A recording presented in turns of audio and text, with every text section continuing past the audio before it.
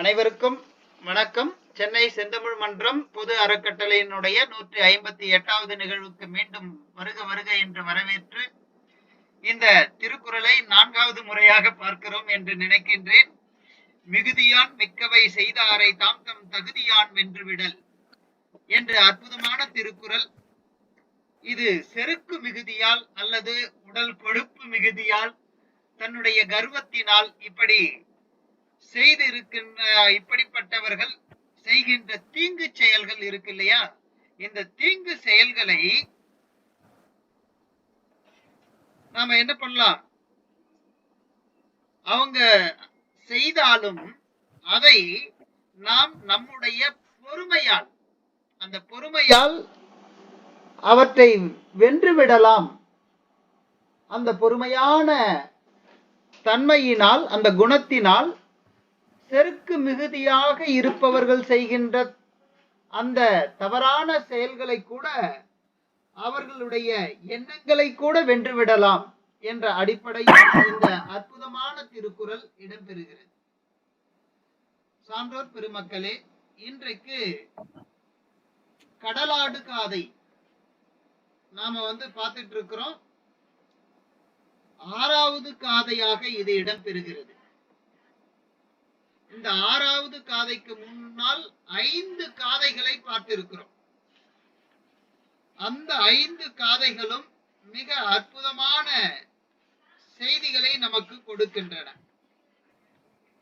முதல் காதையாக மங்கள வாழ்த்தும், 2வது காதையாக மனையரும் படுத்த காதையும், 3வது காதையாக அரங்கேற்று காதையும், 4வது காதையாக அந்தி மாலை சிறப்பு செய் காதையும், 5வது நிகழ்வாக இந்திர விழவூர் எடுத்த காதையாகவும் நாம் கண்டு அதை பற்றி சிந்தித்திருக்கிறோம். கட்டுரையாளர்கள் 5 பேர் வழங்கி இருக்கிறார்கள். அந்த 5 பேர் வழங்கிய அந்த செய்திகளில் இருந்து தொடர்ந்து 6வது நாள் 6வது கட்டுரை இடம்பெறுகிறது. அந்த கட்டுரை வழங்க இருப்பவர் பேராசிரியர் முனைவர் சு. பிரேம்குமார் அவர்கள். அவர் சென்னை செந்தமிழ் மன்றத்திற்கு புதிய வரவு. அந்த புதிய வரவாக இருந்தாலும் அவர் திருவண்ணாமலை மாவட்டத்தை சார்ந்தவர். திருவண்ணாமலை மாவட்டத்தை சார்ந்தவர் மட்டுமல்ல, திருவண்ணாமலையையே சார்ந்தவராக இருக்கிறார். உதவி பேராசிரியராக தமிழ் துறையில் கலைஞர் கருணாநிதி அரசு கலைக்கல்லூரியில் பணியாற்றி கொண்டிருக்கிறார். அந்த கல்லூரி திருவண்ணாமலையில் இடம்பெற்றிருக்கிறது. நாம் கார்த்திகை மாதத்தில் தீப திருவிழாவை கண்டு ரசித்திருக்கிறோம், கண்டு வணங்கி இருக்கிறோம், கண்டு மகிழ்ந்திருக்கிறோம்.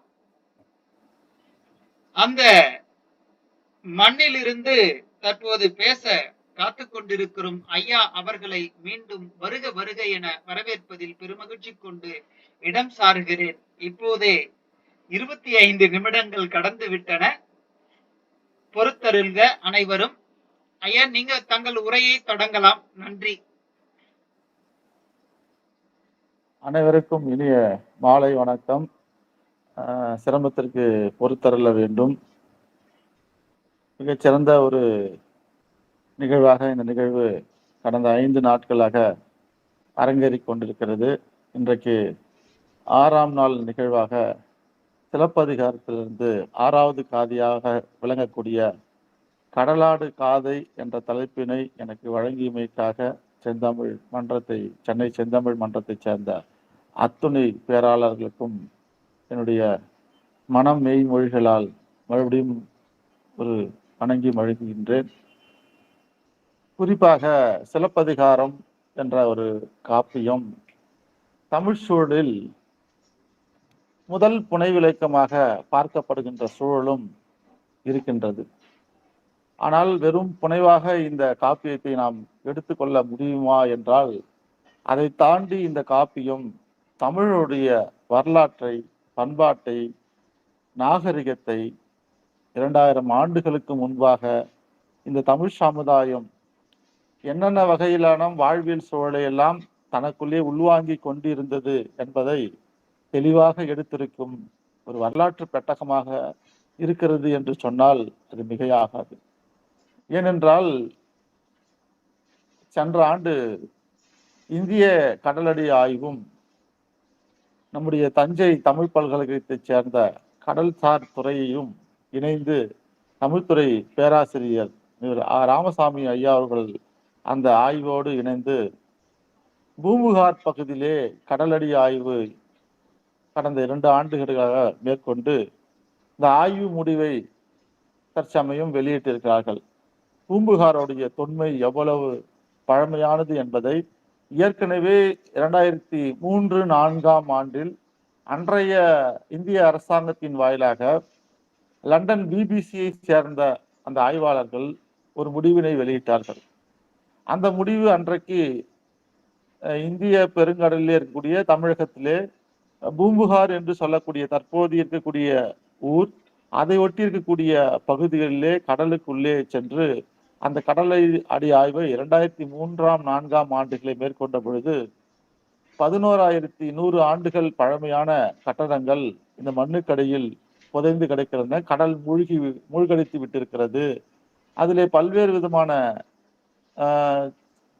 சுடுமண் சிற்பங்கள், கட்டிடங்கள், ஒரு கட்டிடத்துக்கும் இன்னொரு கட்டிடத்துக்குமான வேறுபாடுகள் என்று பல்வேறு விதமான பொருட்களை எடுத்து வந்து கார்பன் டேட் என்று சொல்லக்கூடிய இந்த கரிம சோதனை 14 மூலமாக தொல்லியல் துறையோடு இணைந்து அந்த ஆய்வு முடிவை அன்றைக்கு 2004 தமிழகத்தில் வெளியிடப்பட முடியாமல் பெங்களூரில் சென்று கர்நாடக மாநிலத்தில் அந்த முடிவை அன்றைக்கு வெளியிட்டார்கள். அதோட பழமை 2004 11,100 என்று அறிவித்தார்கள். ஆனால் தற்பொழுது 2024 ஏறக்குறைய 20 ஆண்டுகள் கழித்து அதோட ஒரு முழுமையான ஆய்வு இன்றைக்கு நவீன தொழில்நுட்ப கருவிகளோடு அந்த ஆய்வு நிகழ்த்தப்பட்டு அது ஏறக்குறைய 15,000 20,000 ஆண்டுகளுக்கு முற்பட்ட கட்டடங்களை கொண்டிருக்கிறது. அந்த கட்டடங்கள் லாட வடிவம் என்று சொல்லக்கூடிய அந்த வளைவான வடிவத்தில் இருக்கிறது. நீண்ட மதிர் சுவர்கள் இருக்குது, செங்கல் கட்டுமானங்கள் இருக்கிறது, இரும்பு சார்ந்த பொருட்கள் கிடைத்திருக்கிறது, சுடுமண் சிற்பங்கள் கிடைத்திருக்கிறது என்று பல்வேறு வகையிலே அந்த ஆய்வை நிகழ்த்தி அது அந்த கட்டிடங்கள் உருவாகி ஏறக்குறைய 15,000 20,000 ஆண்டுகள் பழமையான அமைப்பை உடையது கடலுக்கடியிலே மூழ்கி இருக்கக்கூடிய அந்த பூம்புகார் நகரம் என்பதை நினைவில் கொண்டால் தமிழனுடைய வரலாறு என்பது, நாகரிகம் என்பது, பண்பாடு என்பது 2000 ஆண்டுகள் 3000 ஆண்டுகளுக்குள்ளாக சுருக்கி எழுதப்பட்ட இலக்கிய வரலாறு எல்லாம் தூளாக்கி விட்டு இன்றைக்கு பூம்புகார் என்ற ஒரு நகரம், பட்டினப்பாலை, சங்க இலக்கியத்தில் சில பாடல்கள், சிலப்பதிகாரம், மணிமேகலையில் மட்டுமே முழுமையாக பதிவு செய்யப்பட்டுள்ள இந்த பூம்புகார் என்று சொல்லக்கூடிய நகரமானது நம்முடைய தொல்காப்பியர் குறிப்பிடாத ஒரு நகரமாக இருக்கின்றது. தொல்காப்பியத்திலே எந்த நாடு நகரம் என்று அறுதியிட்டு சொல்லப்படாத ஒரு சூழலில் சங்க இலக்கியத்திலே பட்டினப்பாலை என்ற ஒரு நூலிலே இந்த பூம்புகார் நகரத்தோட சிறப்பு சொல்லப்பட்டிருக்கிறது. அதற்கு முன்பாகவே 15,000 20,000 ஆண்டுகளுக்கு முற்பட்டதாக இந்த கட்டடங்கள் எழுநிலை மாடம் என்று நம்முடைய சிலப்பதிகாரம் பதிவு செய்திருக்கிறது. மங்கள வாழ்க்கை தொடங்கி மனையறையம் படுத்த காதையிலே எழுநிலை மாடத்து இடைநிலத்து கோவலனும் கண்ணகியும் வாழ்ந்தார்கள் என்று பதிவு நம்முடைய சிலப்பதிகாரத்தில் இடம்பெற்றிருக்கிறது. அப்ப நீண்டு உயர்ந்த நெடிய மாடங்கள், நேற்றைக்கு முன்தினம் பேசும்பொழுது கூட ஐயா அவர்கள் குறிப்பிட்டார்கள், அந்த சாளரம் என்று சொல்லக்கூடிய அந்த சொல் தமிழ் சொல் அல்ல, காலதர் என்று சொல்லக்கூடிய சொற்கள் அங்கே இருக்கிறது. ஏதாவது பொழுதுக்கு தகுந்த மாதிரியான காற்றின் வரவை வைத்து மான்கண்ணை உடைய அந்த துளையிடப்பட்ட காலதர் என்று சொல்லக்கூடிய அந்த சன்னல் அல்லது சாளரம் என்று நாம் இப்போ அழைக்கிறோம் இல்லையா, அந்த சொற்கள் எல்லாம் சிலப்பதிகாரத்தில் இடம்பெற்றிருக்குது.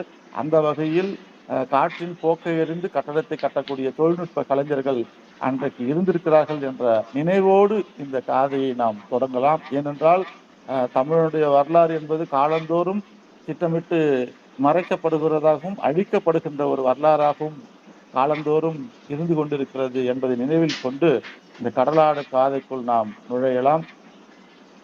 இந்த கடலாடு காதை எங்கே தொடங்குகிறது என்றால், ஒரு விஞ்சை வீரன் என்று மணிமேகலையில் பதிவு செய்யக்கூடிய வீரன், இங்கே வித்யாதரன் என்று சொல்லக்கூடிய அந்த கதாபாத்திரம், வித்யாதரனும் விஞ்சை வீரனும் ஒன்றுதான்.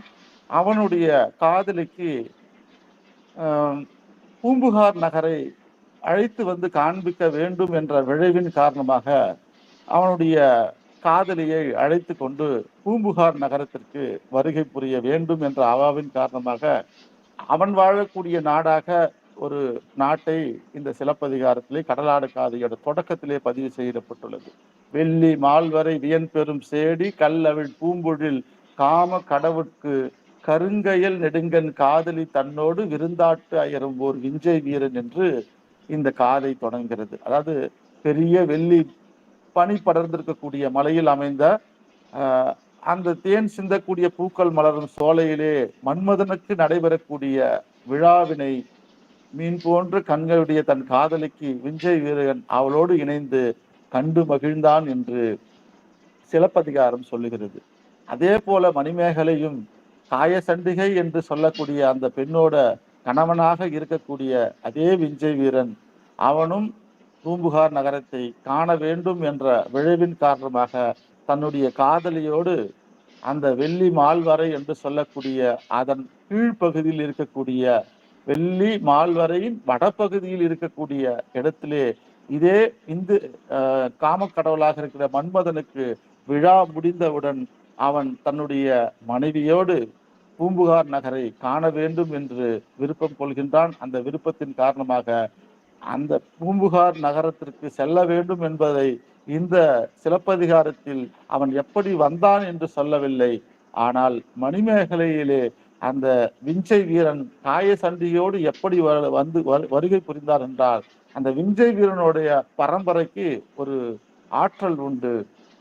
வான் வழியாக செல்லக்கூடிய மந்திரம் அவங்க பரம்பரைக்கே உண்டு. அந்த மந்திரத்தை சொன்னான் என்றால் அவன் இமயமலை என்று சொல்லக்கூடிய வெள்ளி மால் வரையிலிருந்து வான் வழியாக பறந்து சென்று எங்கே இறங்க வேண்டுமோ அந்த இடத்தில் அவன் வந்து அடைவான் என்பதுதான் விண்வெளியாக பறந்து செல்லக்கூடிய மந்திரத்தை அவன் பெற்றிருக்கிறான். அப்படித்தான் வருகின்றான். அப்படி வான் வழியாக பறந்து வரக்கூடிய வேளையிலே தென் திசை மருங்கின் ஓர் செழும்பதி தன்னுள் இந்திர விழவு கொண்டு எடுக்கும் நாள் இது என கடுவிசை அவுணர் கணம் கொண்டு ஈண்டி கொடுவரி ஊக்கத்து என்று அவன் எப்படி போக வேண்டும், தென் திசையிலே எதையெல்லாம் நாம் கடந்து போக வேண்டும், அந்த தென் திசையிலே இருக்கக்கூடிய புகார் நகரம் எவ்வளவு சிறப்பு வாய்ந்தது என்று தன்னுடைய காதலிக்கு விளக்கி கொண்டே வருகிறான்.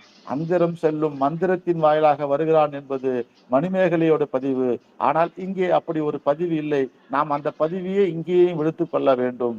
ஏனென்றால் அதே விஞ்சை வீரன் தான் இங்கேயும் வருகின்றான். தெற்கு திசையிலே வளமிக்க ஊர் என்று இருக்கக்கூடிய அது புகார் நகரமாக இருக்கின்றது. இந்திர விழா எடுக்க கொடியேற்றும் நாள் இது. இந்திர விழா என்று ஒரு நாள் நமக்கு இந்திர விழவூர் எடுத்த காதையிலே இதற்கு முன்பாக விளக்கி இருப்பார்கள். அந்த இந்திர விழா எடுக்க வேண்டி கொடியேற்ற நாள் இன்றைக்கு தொடங்குகிறது. அப்படி வரக்கூடிய அந்த நாடு என்று பூம்புகார் நகரத்தை அவர் சொல்லுகிறார்கள். அந்த விழாவானது 28 நாட்கள் நடக்கின்ற விழாவாக இருக்கிறது. அந்த இந்திர விழாவிலே கலந்து கொள்வதற்காக இந்த இருவரும் புகார் நகரத்துக்கு வருகிறார்கள் என்று சொல்லும்போது அவன் சில கதைகளை அங்கே சொல்லுகின்றான். என்ன கதை என்றால், கொடிய அரக்கர்கள் வலிமையோடு வந்து மோத புலி போல பாய்ந்து அவர்களை புறமுதுகிட்டு ஓட செய்து இந்திரனுடைய நாட்டை வீரக்கழல் அணிந்த முசுகுந்த மன்னன் காப்பாற்றினான். என்றாலும் அரக்கர் முசுகுந்த மன்னனை அழிப்பதற்காக அவன் மேல் தம்முடைய மாயையால் எங்கும் இருள் சூழ்ந்து இருட்டாகும்படி ஒரு கணையை ஏவினர். இந்த மாய இருளில் இருந்து வலிய வேற்படையுடைய முசுகுந்த மன்னனை காக்க இந்திரன் வலிமை மிக்க ஒரு பூதத்தை உயவுகின்றான். அந்த பூதம் வந்து அரக்கர்களை அழித்து ஒழித்த பின்னும் புகார் நகருக்கு காவலாக இங்கேயே தங்கி இருக்கும்படி என்று அந்த புகார் நகரத்திலே அந்த பூதத்தை இருந்து பலி உண்ணும் படியாக அவன் இருக்கிறான். அது நாலங்காடி என்ற இடம் அந்த இடமாக இருக்கிறது. அதோ இருக்குது பார் காண்பாய் என்று சொல்லுகின்றான்.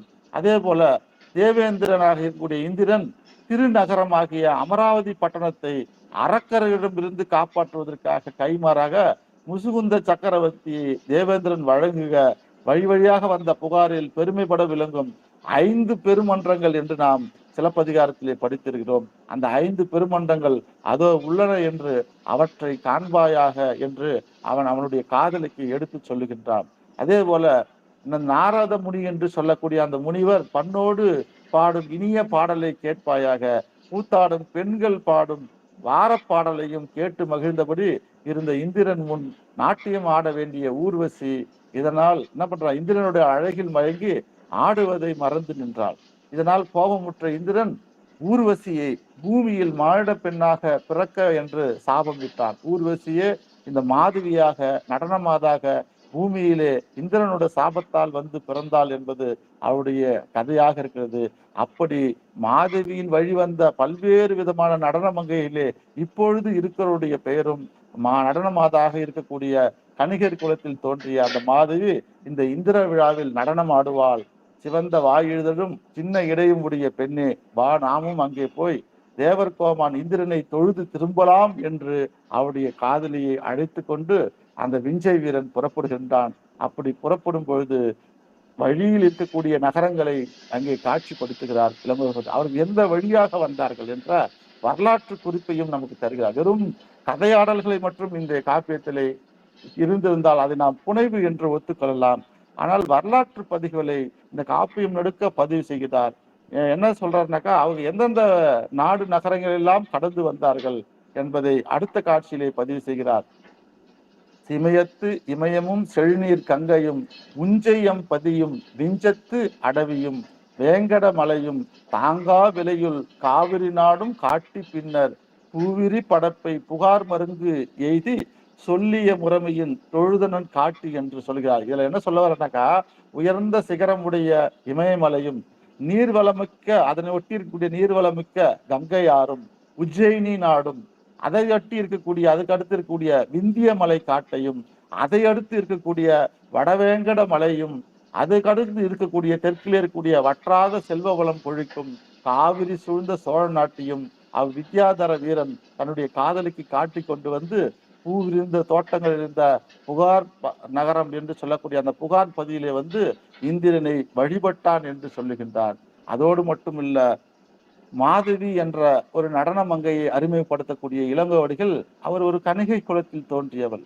அவள் கணிகை குலத்திலே தோன்றினாலும் அவரிடம் இருக்கக்கூடிய ஆற்றல் என்பது ஆயக்கலைகள் 64 கற்று தேர்ந்தவர் என்பதை முன்னாடி அவருடைய அரங்கேற்று காதையிலே நமக்கு எடுத்து வைத்திருப்பார்கள் ஆய்வாளர்கள். அவளை அறிவுபடுத்தக்கூடிய அந்த காதையின் இறுதி வெண்பா நமக்கு ஒரு உண்மையை சொல்லுகின்றது. இந்த காப்பியம் முழுவதும் பாத்தீங்கன்னாக்கா ஒவ்வொரு காதையிலோ இறுதியிலும் வெண்பா என்ற ஒன்று இருக்கிறது. நம்முடைய தமிழ் மரபிலே எடுப்பு தொடுப்பு புடிப்பு என்று மூவகை இருக்கும். அந்த மூவகை என்றுனா முதல்ல எடுத்தோடனே தொடக்கமாக ஒரு கட்டுரைக்கு அமைந்திருக்கக்கூடிய முன்னுரை போல தொடக்கம் இருக்கும். அதன் நடுப்பகுதியானது தொடுப்பாக இருக்கும், இறுதி பகுதியானது முடிப்பாக இருக்கும். அதுபோலத்தான் இந்த காப்பியத்திலே ஒவ்வொரு காதையிலும் ஒரு வெண்பாவை வைத்திருக்கிறார்கள். அந்த அரங்கேற்று காதையின் வெண்பாவிலே எண்ணும் எழுத்தும் இயலைந்தும் பன்னான்கும் பன்னின்ற கூத்து 11 மண்ணின் மேல் போக்கினால் பூம்புகார் பொற்றொடி மாதவி தன் வாக்கினால் ஆடரங்கில் வந்து என்று ஒரு மாதவி என்ன விதமான ஆற்றல்களை படைத்திருந்தால் அவள் ஒரு வெறும் கணிகையர் குலத்திலே குதித்தவளாக மட்டுமே இந்த காப்பியம் முழுவதும் இளங்கோவடிகள் பதிவு செய்யவில்லை. அவள் கல்வி கலைகளில் தேர்ந்த கலைமகள் என்றே பதிவு செய்துள்ளார். அவளை நாமகள் என்று பதிவு செய்கின்றார். அந்த சொல்லாட்சி எல்லாம் சிலப்பதிகாரத்திலே நாம் காண முடியும். அவளை வெறும் உடல் சார்ந்த ஒரு விற்பனை செய்யக்கூடிய இன்றைக்கு இருக்கக்கூடிய தொழில் செய்யக்கூடிய அந்த பெண்ணாக மட்டும் நாம் எண்ணிவிடக்கூடாது. இந்த கலைகள் எல்லாம் நம்முடைய தமிழ் இசையாக இருந்தாலும் நாடக கூத்தாக இருந்தாலும் இதெல்லாம் கணிகர்கள் என்ற ஒரு வழியாக வரக்கூடிய அந்த பெண்களே அடுத்த தலைமுறைக்கு என்று கடத்தி வந்திருக்கிறார்கள் என்பதற்காகவே இந்த காப்பியம் முழுவதும் மாதவியோட சிறப்பை இளங்கோவடிகள் எடுத்து சொல்கிறார். ஒரு நாட்டியம் ஆடக்கூடிய பெண்ணுக்கு வெறும் நாட்டியத்தை பயிற்றுவிப்பது இன்றைய மரபாக இருக்கிறது. ஒரு நாட்டியம் என்றால் அடவு தெரிந்தால் போதும், அடவு தாளத்திற்கு ஏற்ற அந்த உடல் மொழியை இல்ல பாவங்கள் என்று சொல்லக்கூடிய அந்த பாவங்களை வெளிப்படுத்தினால் போதுமானதாக இன்றைக்கு இருக்கிறது. யார் வேண்டுமென்றாலும் இன்றைக்கு நாட்டியம் கற்றுக்கலாம். ஆனால் அன்றைக்கு அப்படி அல்ல. 5 ஆண்டு தொடங்கி 12 ஆண்டு வரைக்கும் 7 ஆண்டுகள் முறையாக நாட்டியம் பயின்றவள் என்பதை அரங்கேற்று காதையிலே நம்முடைய மாதவியை அறிமுகப்படுத்தும் பொழுதே இளங்கோவடிகள் சொல்லிவிடுவார். எண் என்று சொல்லக்கூடிய எண்ணும் எழுத்தும் எண்ணோடு எழுத்தியும் என எண் என்ப என எழுத்தென்ப என்பதுதான் நம்முடைய ஐயன் திருவள்ளுவருடைய மரபாக இருக்கிறது. முதலில் எண்களைத்தான் நாம் கற்றுக்கொள்கிறோம், அதன் பிறகுதான் எழுத்தை கற்றுக்கொள்கிறோம். அதன் பிறகு மாதவி கற்றுக்கொண்டது எண்ணும் எழுத்தும் இயல் 5 கற்றுக்கொள்கிறாள். இயல் 5 என்றால் நமக்கு தெரியும், தொல்காப்பியத்திலே 5 வகையான இயல்கள் பேசப்பட்டுள்ளது. எழுத்ததிகாரம், சொல்லதிகாரம், அதிகாரம், யாப்பதிகாரம், அணி அதிகாரம் என்று 5 வகையான இயல்கள் இருக்கிறது. ஒரு நடனம் ஆடக்கூடிய பெண்ணிற்கு இதெல்லாம் தேவையா என்றால் நிச்சயம் தேவை என்று அன்றைய காலகட்டம் நமக்கு எடுத்து சொல்கிறது.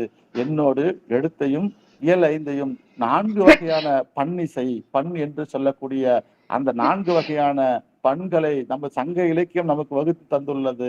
அதே போல திருமுறைகளிலே தேவார பாடிய தேவார ஆசிரியர்கள் நமக்கு பண்ணினாலே பாட்டி சேர்த்தார்கள். அந்த 4 விதமான பண்ணும் நமக்கு 14ஆம் நூற்றாண்டு வரைக்குமே நம்முடைய இசை மரபிலே இருந்தது. 14ஆம் நூற்றாண்டுக்கு பிறகுதான் நம்முடைய மண்ணிலிருந்து கொஞ்சம் கொஞ்சமாக இந்த தமிழ் இசையானது கர்நாடக இசை என்ற ஒரு வடிவத்திற்குள்ளே செல்கிறது என்பதை நாம் இந்த நேரத்தில் நினைவு கொள்ள வேண்டும். கர்நாடக இசை எப்பொழுது உள்ளே வந்ததோ அப்பொழுது நமக்கு கீர்த்தனைகள் வந்தது.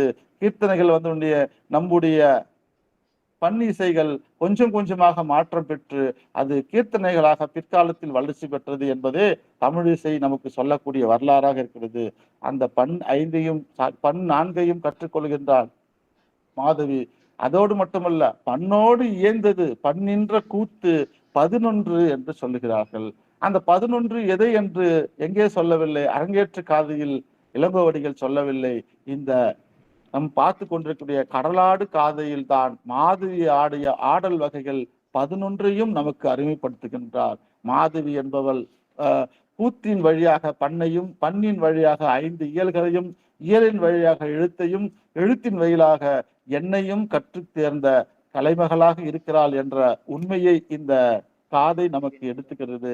அதுல 11 வகையான கூத்து என்று பார்க்கும் பொழுது அந்த பூம்புகார் அவர்கள் விழா காண வந்தபோது அந்த காதலிடம் இந்த கூத்தை நிகழ்த்தக்கூடிய பெண் பெரும் கூத்து ஆடினாள் என்று சொல்லுவதில் அதோட டீட்டெயில சொல்றார். அதோட விளக்க முறை என்று சொல்லக்கூடிய விளக்கத்தை சொல்லுகிறார். மாயவனாகிய திருமாலை பாடி பரவக்கூடிய அந்த துதி பாடல்களும் வர்ணபூத 4 வரை பாடி பரவும் 4 வகையான பாடல்களும் உலக மக்கள் எல்லாம் நலமுட வாழ தன் அமுதம் பொழிகின்ற வெண்ணிலையும் புகழ்ந்து போற்றி ஆடுவதை பாரா என்று சொல்லிக் கொண்டே வரும்பொழுது இவள் என்ன சொல்றானாக்கா, இந்த பெண் எப்படி தாள முறையோடு தாள கதியுடன் தாளமுறை கெடாமல் தாள கதியுடன் பைரவி ஆடிய சுடுகாட்டிலே தங்களுக்கு துன்பம் தந்த அசுரர்கள் வாழ்ந்த திரிபுரத்தை அழிக்க வேண்டும் என்று தேவர்கள் கேட்டுக்கொண்டதற்கு இணங்க தேவர்கள் கேட்டுக்கொண்ட வாசுகியை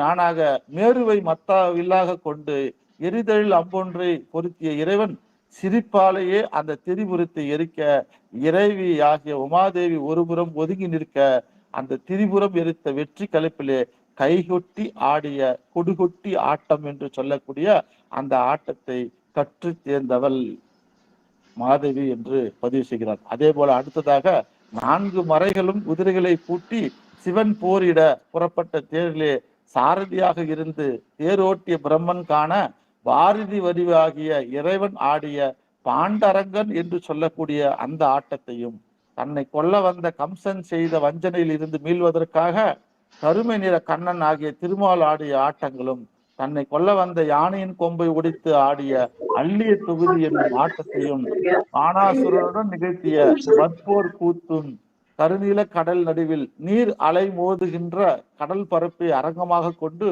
சூரனை கொல்ல முருகவேல் துடிப்பறை கொட்டி ஆடிய துடிக்கூத்தும், அரக்கர்கள் முருகனுடன் போரிட முடியாது தோற்று துன்பமடைய அவர்கள் முன் முருகன் தனது பற்றக்கொடியை சாய்த்து ஆடிய குடை கூத்தும், ஆனாசுரனுடைய நகரில் சென்று மூவுலகும் தாவி அளந்த திருமால் மண்ணாலும் பொன்னாலும் ஆன குடங்களை கொண்டு ஆடிய வினோத கூத்து என்னும் குடக்கூத்தும், ஆண் தன்மை இழந்து பெண்மை கோலத்துடன் மன்மதன் ஆடிய பேடி கூத்தும், கடும் கோபத்தால் அரக்கர் செய்யும் கொடுமைகளை பொறுத்து கொள்ள முடியாது துர்க்கை என்ப அந்த கோலத்தோடு உமாதேவி ஆடிய மரக்கால் கொண்டு ஆடிய அந்த மரக்கால் கூத்தும், அதே போல அரக்கர்கள் போர்க்குணம் அழிய திருமகளாகிய செல்வ மகளாக இருக்கக்கூடிய அந்த கொல்லிப்பாவை உருக்கொண்டு ஆடிய பாவை கூத்தும், வானபுரத்தின் வடக்கு வாசல் அருகே உள்ள வயலில் இந்திராணி உழத்தியர் உருக்கொண்டு ஆடிய கடைய கூத்தும்,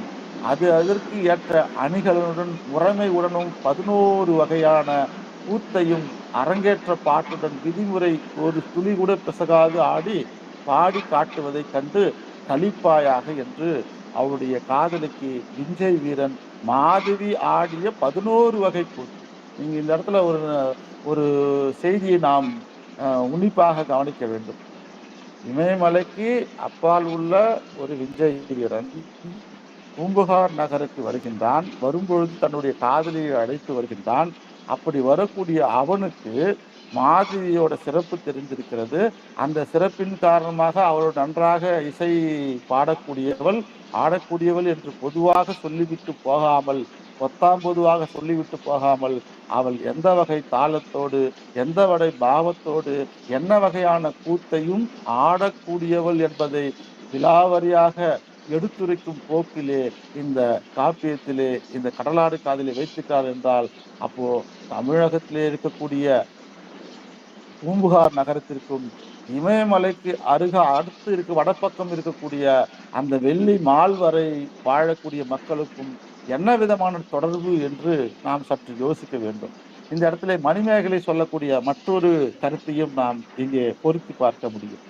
ஏனென்று சொன்னால், இப்போ காயசண்டிகை என்ற ஒரு கதாபாத்திரம் இந்த விஞ்சை வீரனோட காதலியாக மனைவியாக இருக்கிறாள் என்று நான் ஏற்கனவே சொன்னேன்.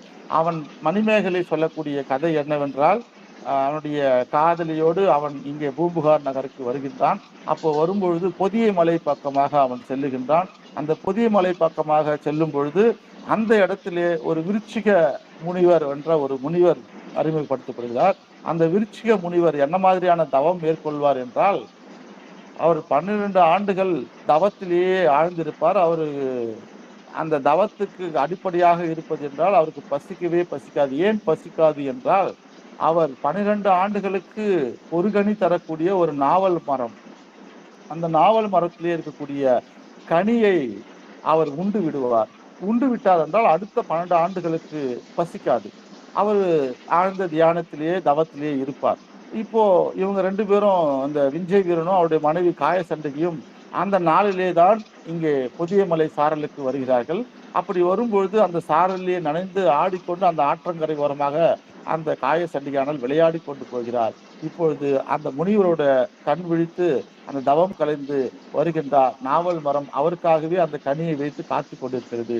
ஒரு கனி தரக்கூடிய அந்த நாவல் மரம், அந்த ஒரு கனி கூட எவ்வளவு பெருசு இருக்குன்னு கூட தகவல்களை சொல்லுகிறது மணிமேகலை. பனம்பழம் பழுத்தால் எப்படி பருத்து இருக்குமோ அதை போன்று பருத்து இருக்கக்கூடிய நாவல் கனி அது. அந்த கனியை பறித்து கொண்டு வருகின்றார். பறித்து கொண்டு வந்து ஒரு தேக்கின் இலை மீது ஆற்றங்கரையின் மேலே வைத்துவிட்டு அவர் குளிக்க செல்லுகிறார், நீராட செல்லுகிறார். நீராட சென்று விட்டு வந்து இந்த கனியை உண்ணலாம் என்று நீராட போய் கரை மேலே ஏறிக்கொண்டு வரும்பொழுதுதான் இந்த விஞ்சை வீரனும் காயசண்டிகையும் அந்த பக்கமாக செல்கிறார்கள்.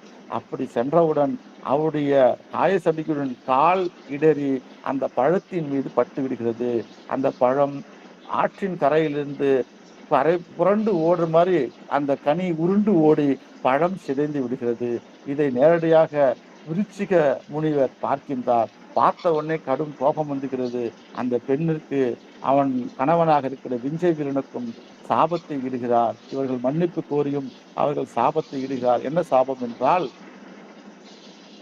இந்த பழம் அடுத்து 12 ஆண்டுகள் கழித்து தான் என்னுடைய கைகளுக்கு கிடைக்கும்.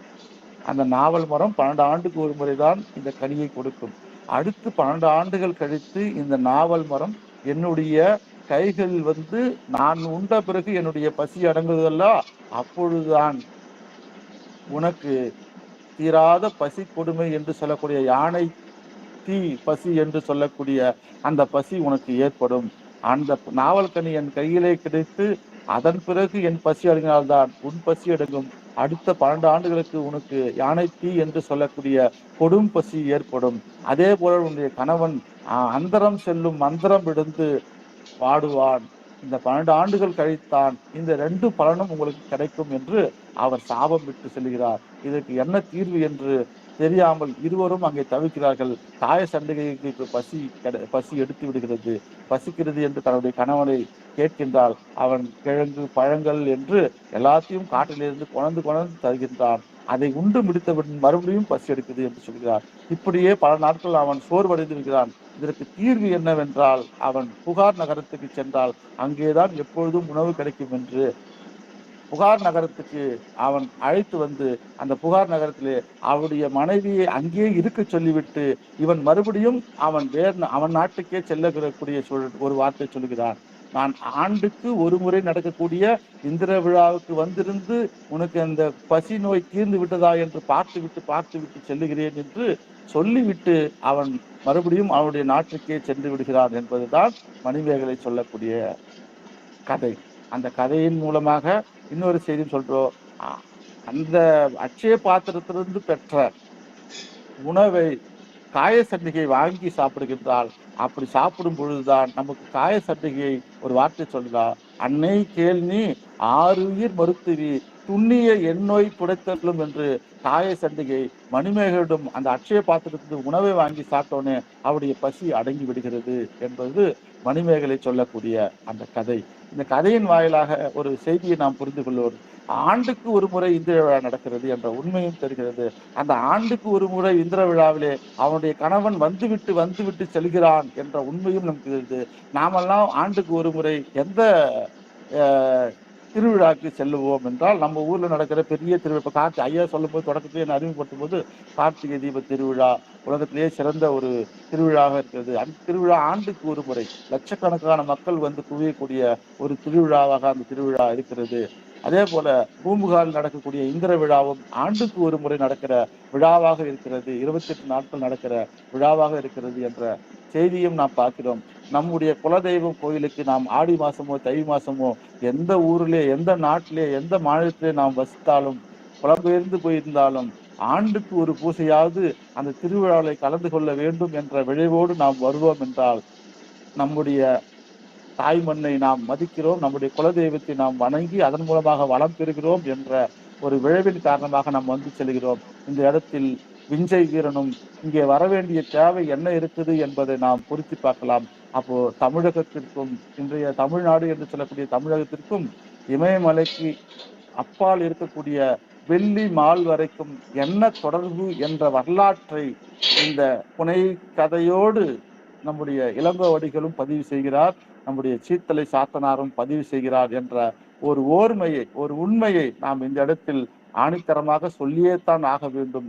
ஏனென்றால் வரலாறு என்பது இலக்கியத்தில் எங்கே பொதிந்து கிடக்கிறது என்பதை தேடி எடுத்தால்தான் தமிழுடைய வரலாற்றை நாம் முழுமையாக நம்முடைய வரலாற்றை அறிந்து கொள்ள முடியும்.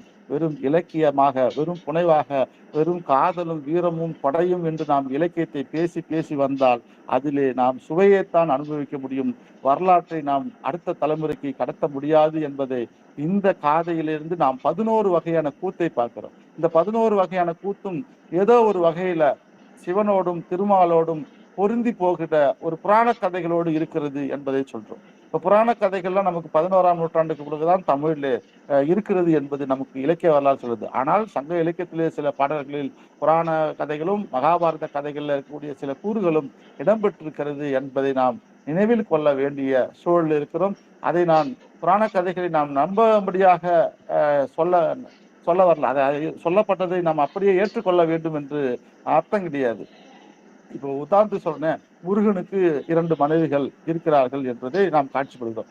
சில பேர் கேள்வி கேட்கலாம், எப்படி கடவுள் 2 மனைவி வச்சுக்கிறாங்க? அது மனைவி கிடையாது, அது உட்பொருள். நம்ம இறைச்சி பொருள் உள்ளுரை எல்லாம் நாம படிக்கிற ஆள் சொல்லிக் கொடுக்குற ஆளு. நாம அப்படித்தான் பண்ணோம். கிரியா சக்தி இச்சா சக்தி என்று சொல்லக்கூடிய 2 சக்திகளை தன்னுடைய ஆற்றலாக அவர் வைத்திருக்கிறார் என்பதுதான் தத்துவமாக இருக்கிறது. ஏன்னா தமிழ் மொழி என்பது தத்துவமான மொழி. சைவமும் தத்துவமான ஒரு கூரை தான் உள்ளடக்கி வைத்திருக்கும். அது போலத்தான் இந்த கதையாடல்களாம் நாம் புரிந்து கொண்டால் நம்முடைய வரலாறு மீட்டெடுக்கப்படும் என்பதை மறுபடியும் இந்த நேரத்தில் சொல்லுகின்றேன். இந்த காதையில் மிக முக்கியமாக அடுத்த கட்டத்தை நோக்கி நகரக்கூடிய காதை நமக்கு நாளைக்கு பார்க்க இருக்கக்கூடிய காணல் வரி என்று சொல்லக்கூடிய காதை நாளைக்கு நாம பார்க்க இருக்கின்றோம். அந்த காதைக்கு கட்டியம் கூறும் வகையாக இந்த மாதவியை அறிமுகம் செய்து விட்ட இந்த செய்திகள்லாம் முடிந்த பிறகு கோவலனுக்கும் மாதவிக்கும் கூடலும் எவ்வாறு நிகழ்கிறது என்பதை மிக அழகாக அடுத்தடுத்த காட்சிகளிலே இளங்கோவடிகள் பதிவு செய்கிறார். ஏனென்றால் கூடலும் இவருடைய வாழ்க்கையில் எப்படி ஊடாடி இருக்கிறது என்பதுதான் ஊழ்வினை உறுத்து வந்து ஊட்டும் என்பதை முன்னாடியே சொல்லியிருக்கிறார். நம்ம 3 கோட்பாடுகள் தான் இந்த காப்பியத்தை இருக்கிறது. அரசியல் பழைத்தோருக்கு அறம் கூற்றாவதும், உரைசால் பத்தினியை உயர்ந்தேறு ஏத்தலும், ஊழ்வினை உறுத்து வந்து ஊட்டுவதும், சூழ்வினை சிலம்பு காரணமாக என்று இந்த காப்பியத்தை இளங்கோவடிகள் வடிவமைத்திருக்கிறார். அந்த வகையில் இந்த கூடலும் எப்படி இவர்களுடைய வாழ்க்கையில் விளையாடி இருக்கிறது என அடுத்த காதையா இருக்கக்கூடிய காணல் வரி என்பது இருவருக்கும் கூடலை தவிர்த்து ஊடலை சொல்லக்கூடியதாக, இருவரும் பிரிவதற்கான காரணத்தை எடுத்துரைக்கக்கூடிய காரணமாக இருக்கிறதால் இங்கே ரெண்டுமே கலந்திருக்கிறது என்ற ஒரு செய்தியும் நம்மால் பார்க்க முடிகிறது.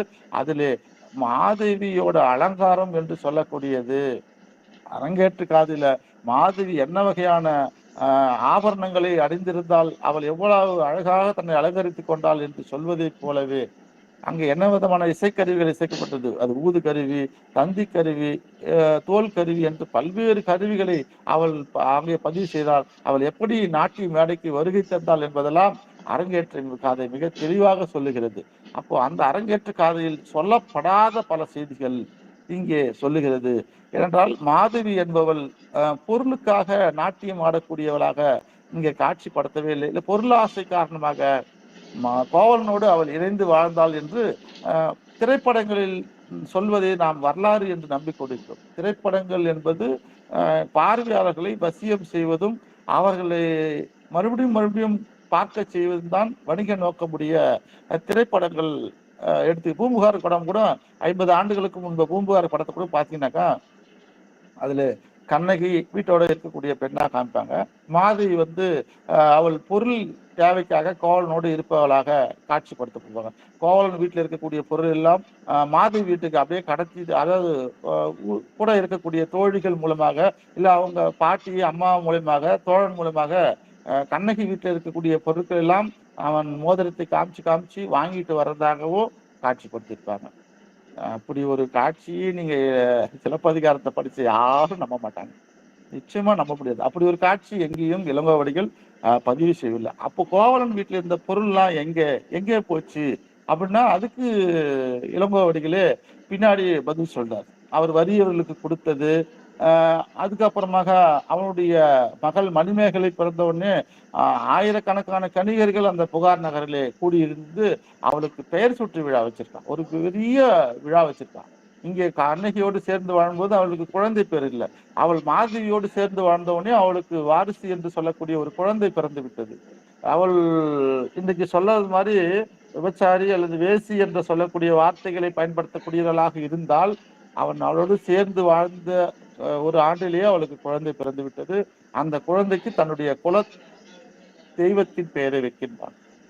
மணிமேகலா தெய்வம் என்பது கோவலனோட முன்னோர் சாதுவன் வணிகத்துக்காக கப்பலிலே செய்யும் பொழுது அவன் நடுக்கடலிலே தத்தளித்து ஒரு தீவிலே போவான். அந்த தீவில் தான் மணிப்பல்லவ தீவு. அந்த மணிப்பல்லவ தீவிலே அந்த நரமாமிசம் உண்ணக்கூடிய அந்த நாகர்கள் வாழ்வார்கள். அந்த நாகர்கள் தான் அந்த தெய்வம் அவர்களை காப்பாற்றி கரை சேர்க்கும் என்ற போது அந்த சாதுவன் கப்பலிலிருந்து திருப்பி அவன் வழி அனுப்பி வைப்பாங்கன்ற கதை நமக்கு தெரியும். அந்த கதையின் வாயிலாகத்தான் அவன் மணிப்பல்லவத்தில் இருக்கக்கூடிய அந்த மணிமேகலா தெய்வத்தை குலதெய்வமாக ஆக்கிக் கொள்வான். யாரு? கோவலனோட முன்னன் சாதுவன் என்ற கதையும் நமக்கு சொல்லப்பட்டிருக்கிறது. அந்த கதையின் வாயிலாக கோவலனோட குலதெய்வம் மணிமேகலா தெய்வம் என்பது, அந்த மணிமேகலா நம்ம குலதெய்வத்து பேரை யாருக்கு வைப்போம்? நம்முடைய வாரிசுக்கு வைப்போம். நம்முடைய குழந்தைகள் அடுத்த சந்ததிக்கு நிறைய பேர் குலதெய்வ பேரை வைக்கின்ற வழக்கம் இருந்தது நம்ம தமிழ் சமூகத்துல. இன்னைக்கு தான் அந்த நிலைமை மாறிவிட்டது. ஜோசியத்தை பார்த்து, எழுத்தை பார்த்து, நியூமராலஜி என்ற பெயர்ல எழுத்தை எண்ணி நம்ம பேரை வச்சுட்டு இருக்கோம். ஆனால் அன்றைய காலகட்டம் அப்படி இல்லை. நம்முடைய முன்னோர்கள், குலதெய்வம் என்பது நம்முடைய முன்னோர்கள், அவர்களுடைய பெயர்கள் வைக்கக்கூடிய வழக்கம். அந்த வழக்கத்தை தான் நம்முடைய கோவலன் அவர்கள் மாதவியோடு சேர்ந்து இருந்த காலத்தின் நினைவாக அவளுக்கு ஒரு பெண் குழந்தை பிறக்கிறது. அந்த பெண் குழந்தைக்கு அவன் மணிமேகலா என்று சொல்லக்கூடிய அந்த பெயரை வைக்கிறான். அதுதான் மணிமேகலை என்ற பெண். அவளுக்கு பெயர் சுட்டு விழா 16வது நாள் நடக்கிறது. அந்த 16வது நாளிலே அந்த விழாவுக்கு அந்த ஊரே கூடி விழா எடுக்கிறது. அதிலே 1000 கணிகையர்கள் கலந்து கொண்டார்கள் என்ற பதிவு இருக்கிறது. ஒரு கணிகர் 2 கணிகர் இல்ல, புகார் நகரத்திலே 1000 கணிகர்கள் அணிமணி சூழ்ந்து அந்த குழந்தையை பெயர் சூட்ட விழாவில் கலந்து கொண்டு வாழ்த்தினார்கள். அவர்களுக்கெல்லாம் இவன் தன்னுடைய செல்வங்களை எல்லாம் வாரி வாரி வழங்கினான். வறியவர்களுக்கு கொடுத்தான், இயலாதவர்களுக்கு கொடுத்தான் என்ற பதிவு பின்னாடி வரக்கூடிய காதையில் இருக்கிறது. அதுக்குள்ளே நான் போகவில்லை. ஏனால் பின்னாடி வரவர்களுக்கு அந்த கதைகளை சொல்வதற்கான வாய்ப்பாக அமையும் என்பதால் நான் அதை தொட்டு காட்டிவிட்டு செல்கிறேன். அது பின்னாடி வரக்கூடிய பேச்சாளர்கள், நம்முடைய ஆய்வாளர்கள் எடுத்துரைப்பார்கள் விரிவாகவே என்பதை இந்த நேரத்தில் சொல்லிக் ஏனென்றால் ஒரு மாதவி என்று சொல்லக்கூடிய அவளை எப்படி சிறப்பிக்கிறார் என்பதை முன்னாடி நமக்கு சொல்லியிருப்பாங்க. எப்படின்னாக்கா, அவள் எவ்வளவு திறமை வாய்ந்தவள், எவ்வளவு அறிவார்ந்தவள், கலைமகளுக்கு இணையாக சொன்னோம் இல்லையா. இந்த பூம்புகார் நகரில் இருக்கிற சோழ மன்னன் அவளை பூம்புகார் நகரில் இருக்கக்கூடிய அரசவைக்கு வெளியே வீதியோட நடுப்பகுதியில தேரை நிறுத்தி வச்சு அந்த தேருக்கு மேல அந்த அவளுக்கு கொடுக்கக்கூடிய தலைக்கோல் பட்டத்தை அரங்கத்துக்குள்ளே ஆடி முடித்தவுடன் கொடுக்கவில்லை. அந்த தலைக்கோல் பட்டம் என்பது இருக்கிறதுலே சிறந்த பட்டம், ஆடல் புரியக்கூடிய மங்கைகளுக்கு. அந்த பட்டத்தை பெற்றவள் மாதவி. அதை அரசன் கொடுக்கவில்லை.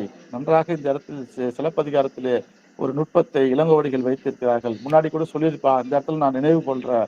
அதை யார் கையிலாக கொடுக்க வைக்கிறானாக்கா, தேர் வரைக்கும் 50 எண் பேராயும் அமைச்சு சுற்றம் அரசன் புலவர்கள் எல்லாம் ஒன்று கூடி அந்த மாதவியை நடு ஊர் பார்க்கின்ற பொது மன்றத்திலே நிறுத்தி அதுல தேரை நிறுத்தி தேருக்கு மேல அவளை நிறுத்தி அதை வலம் அந்த பட்டத்தை அவர்களுக்கு கொடுக்கின்றார்கள்.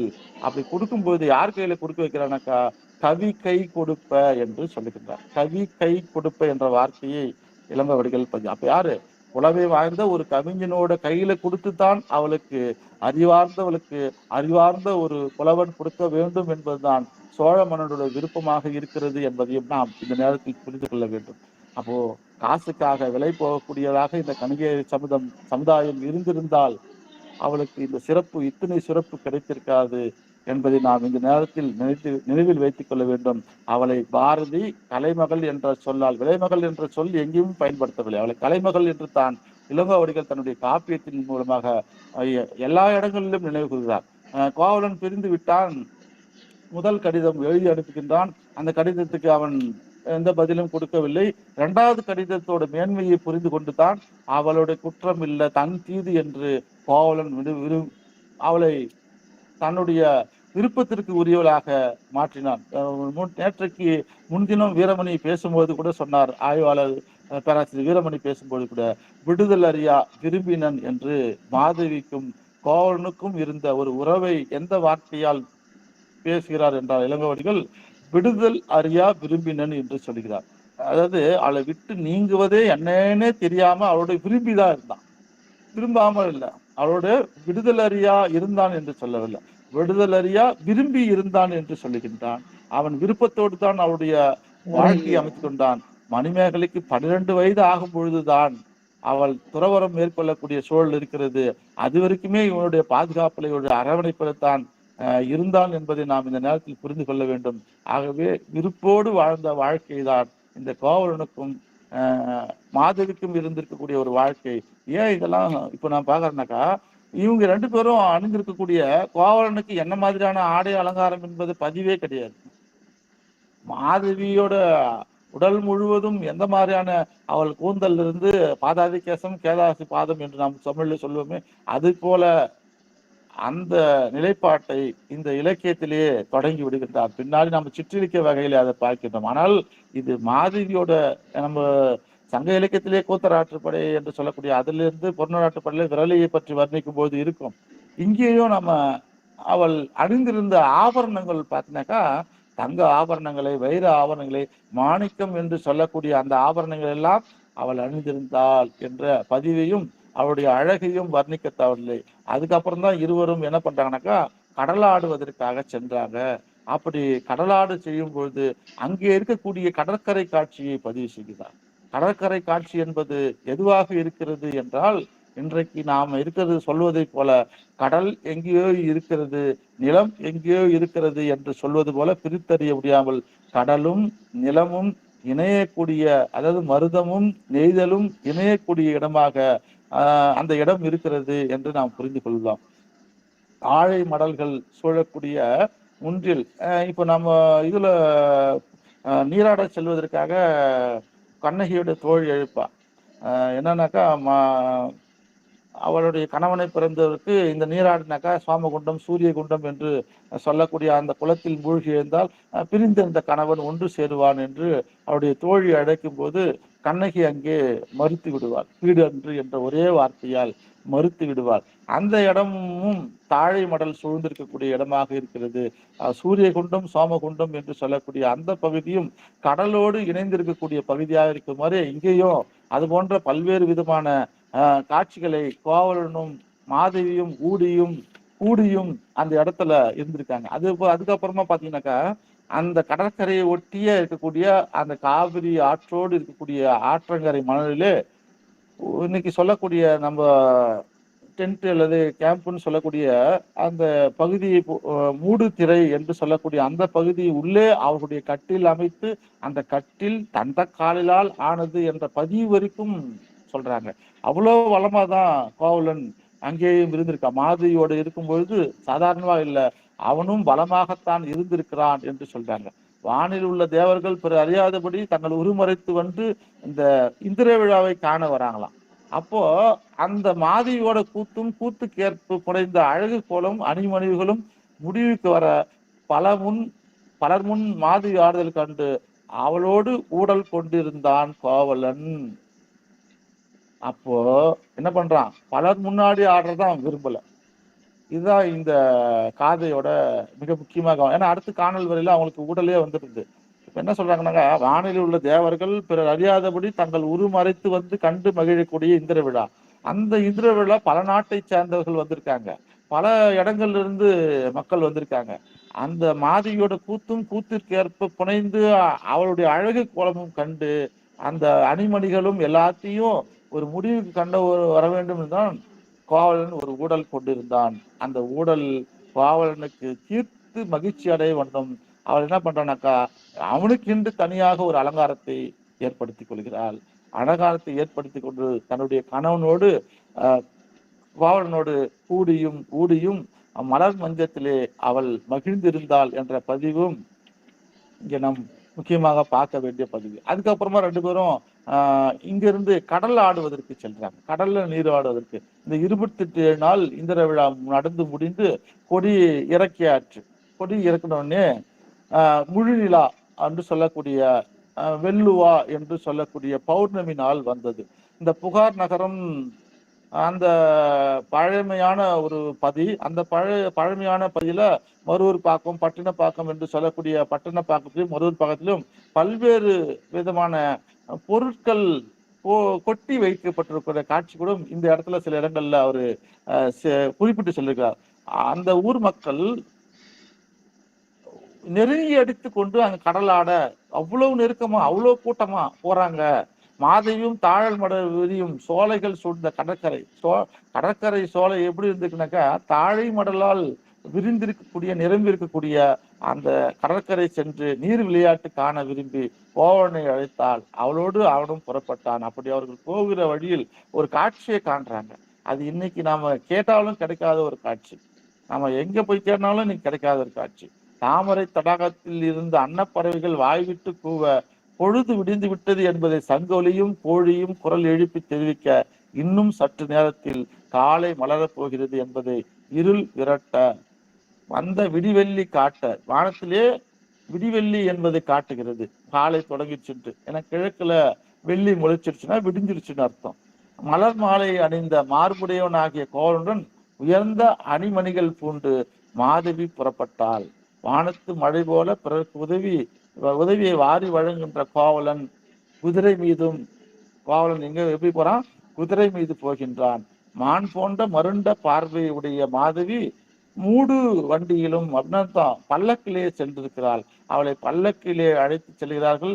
இவன் உடன் குதிரையிலே செல்கின்றான் என்பது இங்கே இருந்து அவர்கள் அங்கே கடலாட செல்லக்கூடிய பகுதிக்கு காலையில் புறப்படக்கூடிய புறப்பாட்டை இப்படியெல்லாம் பதிவு செய்கிறார். மூடு திரை வண்டி என்று சொல்லுகிறார்.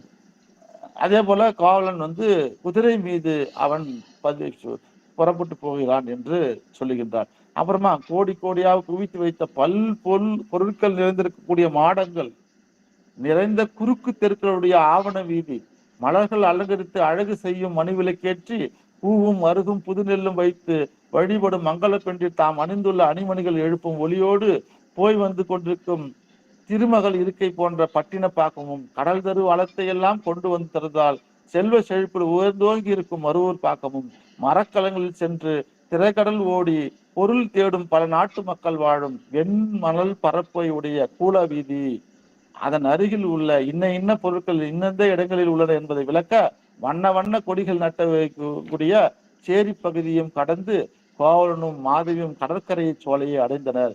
ஏன் இந்த பகுதியை நான் ரொம்ப முக்கியமான பகுதி, இன்னைக்கு காண கிடைக்காத பகுதி என்று சொன்னேன் என்றால், இன்னைக்கு நாம தேடினாலும் காண முடியாத பகுதி என்றால் இந்த மாட வீதிகள், மாடங்கள், குறுக்கு தெருக்கள், அதே போல கலங்கரை விளக்கங்கள், இதெல்லாம் நான் என்னுடைய உரையின் தொடக்கத்திலே சொன்னேன் என்றால், கடலுக்கடியிலே மூழ்கி போயிருக்கக்கூடிய நகரத்தை இன்றைக்கு ஆய்வாளர்கள் கண்டுபிடித்து உலகத்திற்கு சொல்லியிருக்கிறார்கள் என்றால், இது எல்லாம் கடற்கரைக்குள்ளே இருக்கின்ற இடமாக இன்றைக்கு ஆய்வாளர்கள் சொல்வதற்கு இதுதான் அடிப்படையாக இருந்திருக்கிறது.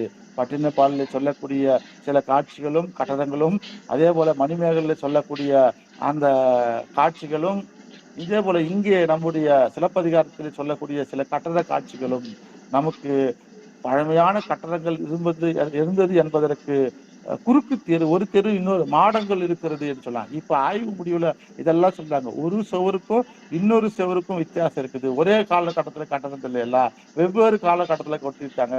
லாடம் போன்ற அமைப்புல காம்பவுண்ட் சுவர் என்று சொல்லக்கூடிய சுவர்லாம் எழுப்பி இருப்பாங்க அப்படின்னு இன்னைக்கு ஆய்வாளர்கள் சொல்லுகின்றார்கள். அந்த வகையில இங்க இருக்கக்கூடிய காட்சியும் கடை வீதிகளும் இன்றைக்கு பார்க்கின்ற பூம்புகார் நகரத்திலே காண முடியாது, கடலுக்கு அடியில் காண முடியும். அவர்கள் வாழ்ந்த பகுதி இன்றைக்கு கடலுக்கு அடியிலே இருக்கிறது. அதன் பிறகு மாதவி தோழியரும் மகிழ்ந்து விளையாடக்கூடிய காட்சியை இங்க பதிவு செய்தோடு, விழாவோட மகிழ்ச்சியின் உச்சமாக மாதவியானவள் யாழை கையிலே வாங்கி வாசிக்கிறதோட இந்த காட்சி, இந்த காதை நமக்கு நிறைவு செய்கிறது. இந்த எல்லா விதமான மண்டங்கள், மற்ற மரக்கலங்கள், துறைமுகத்தில் அருகில் கடற்கரை சோலை, அரச குருமார்கள், அவருடைய சுற்றத்தார், வணிகர்கள் என்று பல்வேறு வகையான ஆடல் மகளிர், பாடல் மகளிர் கூட்டமாக அந்த கடற்கரையிலே நிறைந்து இருக்கிறார்கள். அழகி சிறைத்தீர்கள்லாம் தொங்கி இருக்கிறது. இந்த கூட்டமானது கரிகால் சோழன் புதுப்புணல் ஆட வந்த முதல் நாளில் கூடியது போல இருந்தது என்று சொல்கிறார். கரிகால் சோழன் இந்த முதல் நாள் விழாவை தொடங்கி கொடியேற்ற வந்தான் இல்லையா, அப்ப எவ்வளவு கூட்டம் வருமோ அதே போலவே நிறைவு நாளில் கூட்டம் வந்தது, ஆரவார ஒலி இருந்தது என்று சொல்றார். இப்படி அந்த அகன்ற கடற்கரை இப்ப சிறிதா தோன்றுகிறது. ஏன்னா அவ்வளவு பெரியாக காலி இடமே இல்லாமல் கூட்டம் நிறைந்திருக்கிறதா. இந்த 4 வகையான பல்வேறு வகையான வர்ணத்தாரும் கூடியதால் எழுந்த ஓசை ஓங்கி வளர்த்த ஒலித்த வண்ணம் இருந்த இடத்துலதான் அந்த மாதவியானவள் யாழை கை வாங்கி அவ்வளவு கூட்டத்துக்கு இடையிலே வாசிக்கின்றாள் என்ற பதிவு இருக்கிறார்.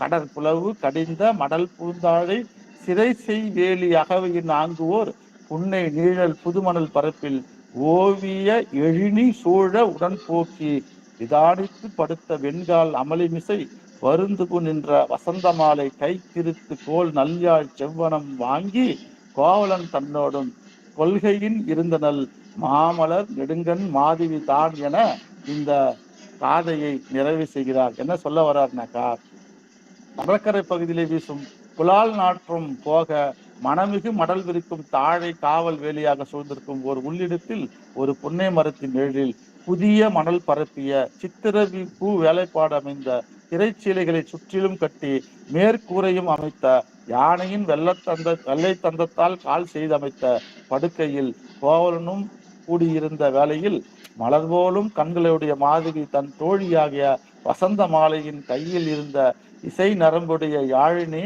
கையிலே வாங்கி மீட்டால் தொடங்குகின்றாள். அந்த மீட்டத் தொடங்கியதொரு நீட்சிதான் காணல் வரி என்று அடுத்த காதை.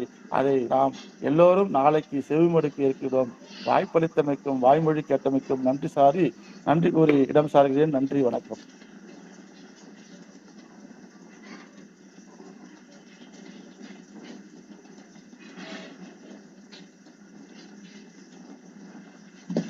ஐயா மிக்க நன்றி. ரொம்ப அற்புதமான ஆய்வு. அந்த ஆய்வோடு தங்களுடைய அந்த உணர்வு, அந்த உணர்வோடு நாம் எவ்வாறு ஆய்வை அணுக வேண்டும், எதை தவற விடுகிறோம், எதை பெற வேண்டும் என்பதையெல்லாம் மிக அற்புதமாக தாங்கள் எடுத்துக்காட்டி இந்த காதையை கடலாடு காதையாக இருந்தாலும் அதில் எவ்வளவு செய்திகள் இடம்பெற்றிருக்கின்றன, ரொம்ப அழகாக அந்த 11 ஆடலையும் இங்கு குறிப்பிட்டிருக்கிறார். அந்த 11 ஆடலுடைய பெயர்களையும் இங்கு ரொம்ப அழகாக எடுத்துக்காட்டி கொடுகட்டி ஆடல் முதல்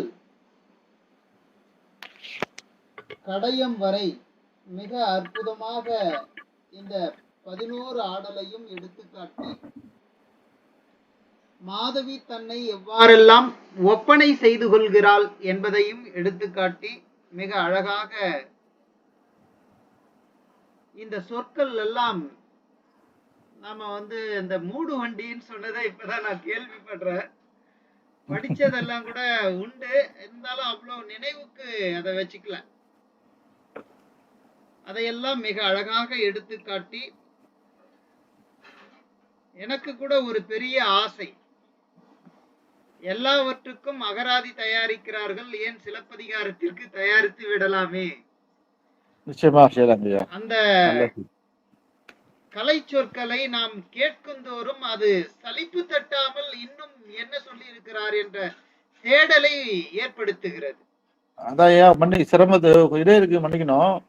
காலதர் என்று ஒரு சொல்லு சொன்னல, காலதர்.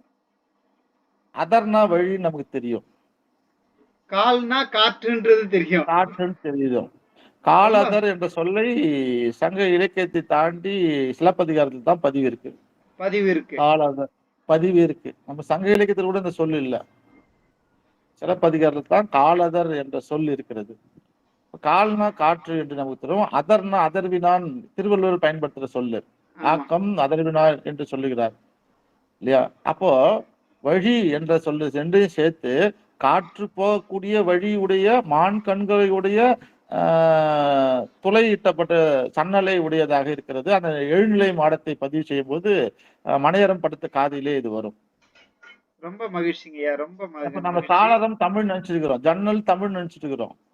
சாளரமும் தமிழ் இல்ல, சன்னலும் தமிழ் இல்ல, காலதர் என்றுதான் தமிழ் என்பதை நாம் தெரிவிக்க வேண்டிய சூழல் இருக்கும். நாம ஒரு அகராதியை தயாரிச்சிடுவோங்க எல்லாரும் சேர்ந்து. சரிங்கய்யா மகிழ்ச்சி. நீங்க தொடருங்க ஐயா, சிரமத்திற்கு இதே எடுக்க மாட்டீங்கன்னா. நாம செஞ்சிடலாம். அப்படி முன்னாடி யாராவது செய்து இருந்தால் அதையும் பின்பற்றி விடுபட்டவற்றை எல்லாம் கூட நாம அதுல இணைச்சு புதிய வெளியீடாக உரைக்கான நேரம் போதுமானதா இருந்ததா? நல்ல நிறைவான செய்திகையா. நாம ஆரம்பிச்சது ஏறக்குறைய 50 நிமிடங்கள் தொடர்ந்தன. சரிங்க, அப்ப 50 நிமிடம் சரிதான், ஒரு வகுப்பு. சரிங்க, ரொம்ப மகிழ்ச்சிங்கய்யா. சான்றோர் பெருமக்களே, வாருங்கள் கலந்துரையாடுவோம். இன்றைய பேச்சாளர் ஆய்வாளர் என்பதனால், சிலப்பதிகாரத்தை தொடர்ந்து ஆய்வு செய்பவர் என்பதனால், இந்த நிகழ்வு தொடங்குவதற்கு முன்னால் ஒரு அம்மையார் ஒரு கேள்வியை கேட்டாங்க. எனக்கு அது சரியான விளக்கத்தை அளிக்க இயலவில்லை. இந்த இதையெல்லாம் சரி பண்ணோன்ற எண்ணத்தோட சரி பண்ணிக்கிட்டே பண்ணிட்டு. ஆமாங்க, நானே ரொம்ப டென்ஷனா தான் பேசிட்டு இருந்தேன் இன்னைக்கு. நான் ரொம்ப டென்ஷனா பேசுறேன், ஏன்னா எனக்கு ஆரம்பமே சொதப்பிடிச்சா. நான் இன்னும் சில தகவல் எல்லாம் பேசாம கூட விட்டுட்டோம்னு நினைக்கிறேன், இப்பதான் நினைக்கிறேன். பரவாயில்ல, சொல்லுங்க. எல்லாம் நல்லா இருக்கு. நல்ல அற்புதமான செய்திகளை எல்லாம் கொண்டு வந்திருக்கிறீங்க. இந்த நாடக இருக்கு இல்லைங்கய்யா, நாடக அரங்கம், ஆமா ஆமாங்க ஐயா. அதற்கு அந்த கோல் பயன்படுத்துவாங்க. மூங்கில் கோல். ஆமா ஆமா ஆமாங்க ஐயா. அந்த அளவை பற்றி கொஞ்சம் சொல்லுங்களேன். அந்த பெருவிரல் என்பது எதை குறிக்கிறது? பெருவிரல்ங்களா? இப்போ ஆஹ், இப்ப திருவண்ணாமலை கோயில் இருக்குன்னு வச்சுங்களேன். தஞ்சாவூர் கோயில் கட்டியிருக்காங்க இல்லையா? ஆமா. அந்த கோயிலுக்குன்னு ஒரு ஸ்கேல் இருக்கு. ஒரு அளவீட்டு முறைன்னு ஒரு ஸ்கேல் இருக்கு. நீங்க திருவண்ணாமலை கோயிலுக்கு வந்தீங்கன்னாக்கா, அங்க ஒரு சிற்பம் இருக்கிறது. அத கட்டிய ஒரு கட்டட பொறியாளரோட சிற்பம். அவர் கையில ஒரு ஸ்கேல் வச்சிருக்காரு. ஒரு கையில ஒரு ஸ்கேல் வச்சிருக்காரு. அது தான் இந்த கோயிலோட அளவீட்டு முறைக்கு பயன்படுத்துது என்பதுதான் சிற்ப அறிஞர்கள் நமக்கு சொல்லக்கூடிய செய்தியா இருக்கிறது. அதே போலத்தான் ஒவ்வொரு காலகட்டத்திலும் இப்ப நீங்க எங்க பகுதியில் இருந்த வானியல் அறிஞர் ஆய்வாளர் வெங்கடாசலம் ஐயா அவர்கள் ஒரு ஆய்வை நிகழ்த்தினார். செங்கம் பகுதியில நன்னன் மேட்டுல இருக்கக்கூடிய அந்த கோட்டையில கிடைச்சிருக்கக்கூடிய செங்கல்லையும் சிந்து வெளியில கிடைச்சிருக்கக்கூடிய செங்கல் கட்டுமானம் ஒரே அளவீடு இருக்கு அப்படின்னு ஒரு ஆய்வை நிகழ்த்திருக்கார். நன்னன் செய் நன்னன் என்ற மன்னன் பத்தி கூத்தராட்டு படை என்று சொல்லக்கூடிய மலைபடுடாம் என்ற நூல் நமக்கு எடுத்திருக்கிறது. அதுல அவன் கோட்டையிலே வீற்றிருந்தான் என்று பதிவு இருக்கிறது. அந்த கோட்டை இன்றைக்கு இல்லை. ஆனா கோட்டை இருந்த இடம் என்று சொல்லப்படுகிற இடத்துல சில அவன் காலத்துல இருந்த சில கட்டுமானங்களுடைய மிச்ச சொச்சம் எங்கேயோ ஒரு இடத்துல இருக்கிறது. அந்த செங்கலை வைத்துக்கொண்டு இவர் சிந்துவெளியில ஆய்வுல கிடைச்சிருக்கக்கூடிய செங்கலை வைத்துக்கொண்டு ஒரு ஆய்வை மேற்கொள்கிறார். அப்போ அவர் விரல் சான் தான் பயன்படுத்துறாங்கன்னு சொல்றார். நம்ம கட்டை விரல் இருக்கு இல்லையா? அந்த கட்டை விரலோட அதாவது நம்ம நெல்லு வகையில ஒரு நெல்லு செந்நெல் என்று சொல்கிறார். அந்த செந்நெல்ல 5 சேர்த்தாக்கா ஒரு கட்டை விரலோட அளவு என்று அந்த அளவீட்டு முறையில கணக்கீட்டு முறையில சொல்றார். அதைத்தான் நம்ம தமிழர்கள் அந்த அளவீட்டு முறையை பயன்படுத்தியிருக்காங்கன்றது தான் அவருடைய ஆய்வு முடிவா இருக்கிறது. அந்த மாதிரிதான் நாம இங்கேயும் நம்ம பார்க்கணும். அந்த மூங்கில் என்பது அப்படிதான் எடுத்திருக்காங்கன்றதுதான் நம்முடைய அரங்கேற்று காதையில மேடை அமைப்போட அளவு சொல்லும்போது இருங்க, நான் அந்த பாடல் வரி எடுத்துச்சுனாக்கா உங்களுக்கு விளக்கம் சொல்லிடும். ஒரு தலைக்கோல் வரும்போது தலைக்கோல்ல கொடுக்கக்கூடிய மூங்கில் சொல்லும்போது இங்க மேடை அரங்கேற்றம் என்று சொல்லக்கூடிய அந்த வகையில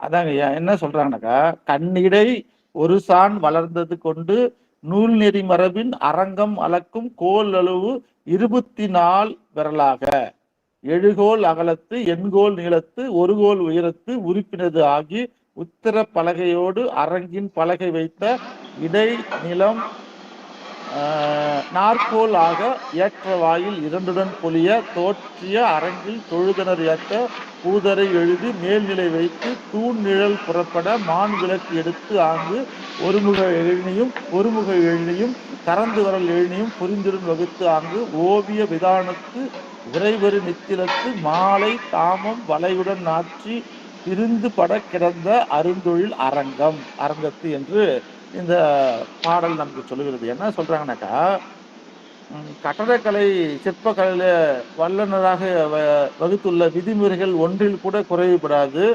அரங்கம் அமைக்க ஒரு சிறந்த இடத்தை முதல்ல தேர்வு செய்யறாங்க.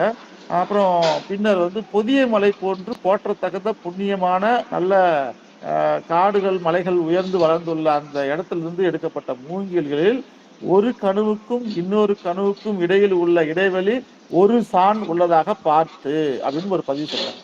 என்னன்னா ஒரு சான் அளவு ஒரு கணுவுக்கும் இன்னொரு கணுவுக்கும் அந்த மூங்கிலை ஒரு சான் உள்ளதாக பார்த்து இத்தகைய மூங்கிலை வெற்றி கொண்டு அந்த மூங்கிலனை சிற்ப நூல் உகத்தபடி உயர்ந்த நல்ல ஆண்மகன் ஒருவன் உயர்ந்த நல்ல உயரமாகிற நல்ல திடகாத்திரமாகிற ஒரு ஆண்மகன் ஒருவனுடைய கை பெருவிரல் அளவில் 24 விரல் அளவு கொண்டதாக நறுக்குவாங்க. அப்படி நறுக்குனத மூங்கில் கோல் அளவுகோல் அதுவே ஸ்கேலு. இப்ப அதுதான் ஸ்கேலு. இப்போ 24 விரல் அளவு கொண்டதாக அந்த நடுக்கிறாங்க இல்லையா, அந்த மூங்கில் தான் அதுவும் உயரமா வளர்ந்துக்கிற நல்ல திடகாத்திரமா இருக்கிற ஒரு ஆண் மகனோட விரல், அந்த 24 விரல் அளவு கொண்டதாக ஒரு ஸ்கேல் வகுத்தாங்க. அந்த ஸ்கேல் என்ற அளவுகோல் இருந்து அந்த அளவுகோலில் 7 கோல் அளவு அகலம், 7 கோல் அகலமும் 8 கோல் நீளமும், 7 கோல் அகலம் 8 கோல் நீளமும் கொண்ட, அதுக்கப்புறம் 1 கோல் உயரம், மேடை ஸ்டேஜுக்கு 1 கோல் உயரமும் கொண்டதாக அரங்க மேடை அமைத்து அரங்கின் 4 பக்கமும் தூண்களை நிறுத்தினர். தூண்களின் மேல் விட்டமாக மேற்கூரை பலகையால் அமைத்தனர். மேற்கூரை பலகைக்கு அரங்கின் பலகை வைத்த இடத்துக்கும் 4 கோல் இடைவெளி விட்டனர். இப்படி அமைத்த அரங்கின் உள்ளே வரவும் வெளியே போகவும் தனித்தனியாக 2 வாயில்கள் அமைத்தனர். பின்னர் அரங்கின் மேல் அனைவரும் தொழுது வணங்க வர்ண பூதங்கள் 4 உறவையும் ஓவியமாக எழுதி வைத்தனர். இப்படி ஒவ்வொன்றையும் நுணுக்கமா நம்முடைய கட்டடக்கலைக்குள்ள அளவுகோலோடு அது எந்த அளவுல எந்த நோக்கில் அது இருக்கணும் என்பதை தெளிவா சொல்லியிருக்காங்க ஐயா. உங்களுக்கு போதுமா, இன்னும் தகவல் வேண்டுங்களா? மகிழ்ச்சிங்க ஐயா, மகிழ்ச்சி. நன்றிங்க ஐயா. அதை நீங்க கூட கேட்டிருப்பீங்க, அந்த அம்மையார் கேட்டிருந்தாங்க. சரிங்க ஐயா. அப்போ எனக்கு அது இந்த இதுல நான் சரியா சொன்னேனான்னு தெரியல, அதனால நீங்க தெளிவா சொல்லிட்டீங்க. சரிங்க சரிங்க, மகிழ்ச்சி. சான்றோர் பெருமக்கள் வாருங்கள் கலந்துரையாடுவோம். ஐயா வணக்கம் ஐயா. ஐயா வணக்கம், சொல்லுங்க ஐயா. வரதன் ஐயா பேசுறேன் ஐயா. பேசுங்க ஐயா. ஐயா பிரேம்குமார் ஐயா வணக்கம். வணக்கம் வணக்கம் ஐயா, சொல்லுங்க ஐயா. என்னுடைய இனிய நண்பர், நானும் திருவண்ணாமலை தான் பேசுறேன். ரமேஷ் ஐயா. வரதன் ஐயா, சொல்லுங்க ஐயா. ரமேஷ் ஐயா வந்து இந்த காதை அழகா சொல்லியிருக்கிறாரு. சிறப்பா சொல்லி கடைசியா அந்த அம்மா யாழை வாங்கி அந்த தோழியை போக சொல்றாங்க. அதோட முடிச்சிட இளங்கோடிகள். ஏறக்குறைய எத்தனை வரி அப்படின்னு சொல்லி பார்த்தோம்னாக்கா நம்மளுடைய 174 வரி கடலாடு கதையை எழுதியிருக்காரு இளங்கோடிகள். அதுல வந்து வடநாட்டில இருந்து அவர் பேர் என்ன சொல்றீங்க, வித்யாதரன் தேவகுல மைந்தன் சொல்றாரு. தேவகுலத்துல பிறந்தவன் சொல்றாரு. அவன் இந்திரனுக்கு தானே விழா எடுக்கணும். அவன் மன்மதனுக்கு விழா எடுக்கிறான், கும்பிடுறான். அந்த நேரத்துல அவன் நினைவுல தோன்றுது. இப்போ இங்க இந்திர விழா பார்க்கலான்னு அந்த அவங்களுடைய காதலி கூட்டுக்கிட்டு கிளம்பி வரான். அப்படி வரும்போது அதெல்லாம் சொல்றாரு, அங்க எங்கன்னா கடந்து வந்தான் அப்படிங்கிறதெல்லாம் வரிசையா சொன்னாரு. அவர் அங்க இருந்து என்ன ஊர் அப்படின்னா பெருஞ்சேடி அப்படின்ற அந்த அவருடைய இந்த வாழ்கின்ற இடத்துல இருந்து அப்படியே நம்ம பக்கமா வடபுலத்துல இருந்து அப்படியே வராரு. வந்து அவர் வரக்கூடிய வழியெல்லாம் இளங்கோவடிகள் அழகா காட்சிப்படுத்திட்டே வராரு. அப்படியே வரும்போது இந்த விழாவானது, இந்திர விழாவானது சித்திரை மாதத்தில் சித்திரை பௌர்ணமி நிலவன்று தொடங்கும் அப்படின்னு மாப்போசி சொல்றாரு. அன்னைக்கு தொடங்கி 28 நாட்கள் நடக்கும் அப்படி சொல்றாரு. 27வது நாள் முடிஞ்ச உடனே 28வது நாள் வந்து பொதுவியல் கூத்து நடக்கும் அப்படின்னு சொல்றாரு. வந்து வேதியியல் கூத்து முதல்லயே அரங்கேற்ற காதையில முடிச்சதுனால பொதுவியல் கூத்த இந்த இந்திர விழாவில் மக்கள் எல்லாம் கண்டு மகிழும்படியாக இந்த கடலாடு காதையில கடைசி நாள் அதை நிகழ்த்தினாள் அப்படின்னு மாப்போசி சொல்றாரு. அப்போ அந்த வேதியியல் கூத்து பொதுவியல் கூத்து ரெண்டும் முடிஞ்சதுக்கு அப்புறம் கடைசியான நாள்ல வந்து கடைசி நாள்ல வந்து கடல்ல போய் நீராடுவதற்காக மக்கள் மகிழ்ந்து 28ஆம் நாள் முடிந்து கடலிலே போய் குளிப்பார்கள் என்பது ஒரு மரபு அப்படின்னு சொல்றாரு. அந்த கடலில் குடிப்பதற்கு கொஞ்சம் முன்னாலதான் கோவலன் ஊடலோடு இருக்கிறான்.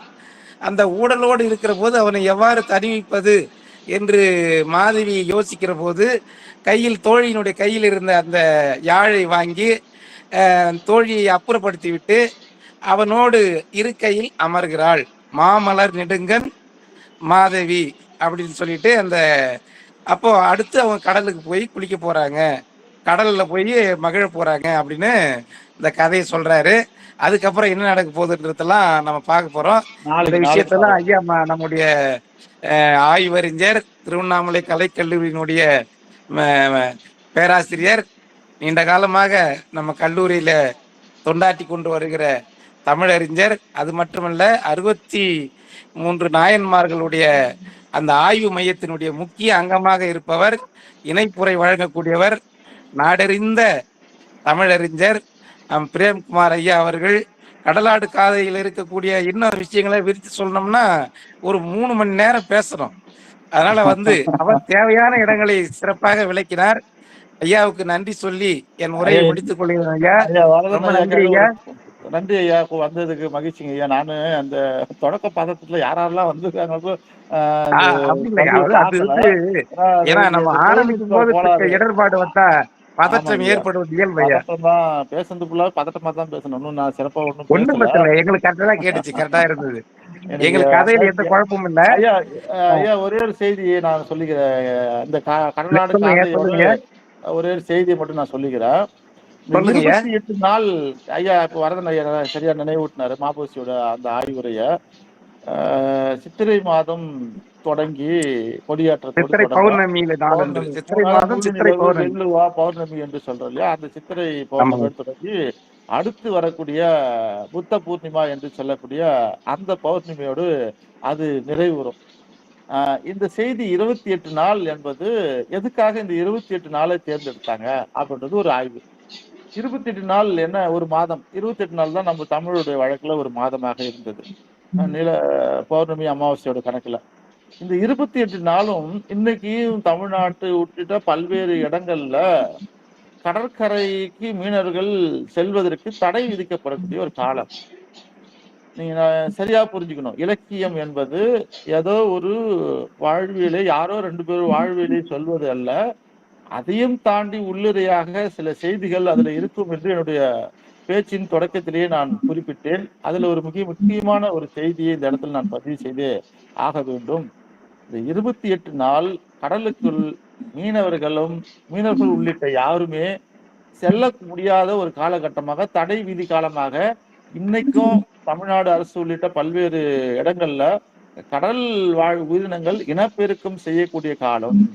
அந்த இனப்பெருக்கம் நடந்தால்தான் கடல் வளமாக இருக்கும், கடல் வாழ் உயிரினங்களுடைய வாழ்நாள் என்பது நீடித்துக் கொண்டே இருக்கும் என்பதுதான் சூழலாக அன்றைக்கே உணர்ந்த தமிழர்கள் இந்த 28 நாளும் கடற்கரையிலே யாரும் நீராட செல்லாமல் இந்திர விழா என்ற ஒரு விழாவை ஏற்படுத்தி அந்த விழாவிலே அவர்களுடைய பொழுதை போக்க வேண்டும் என்ற நோக்கத்திற்காகத்தான் இந்த 28 நாள் விழாவை இருக்காங்க.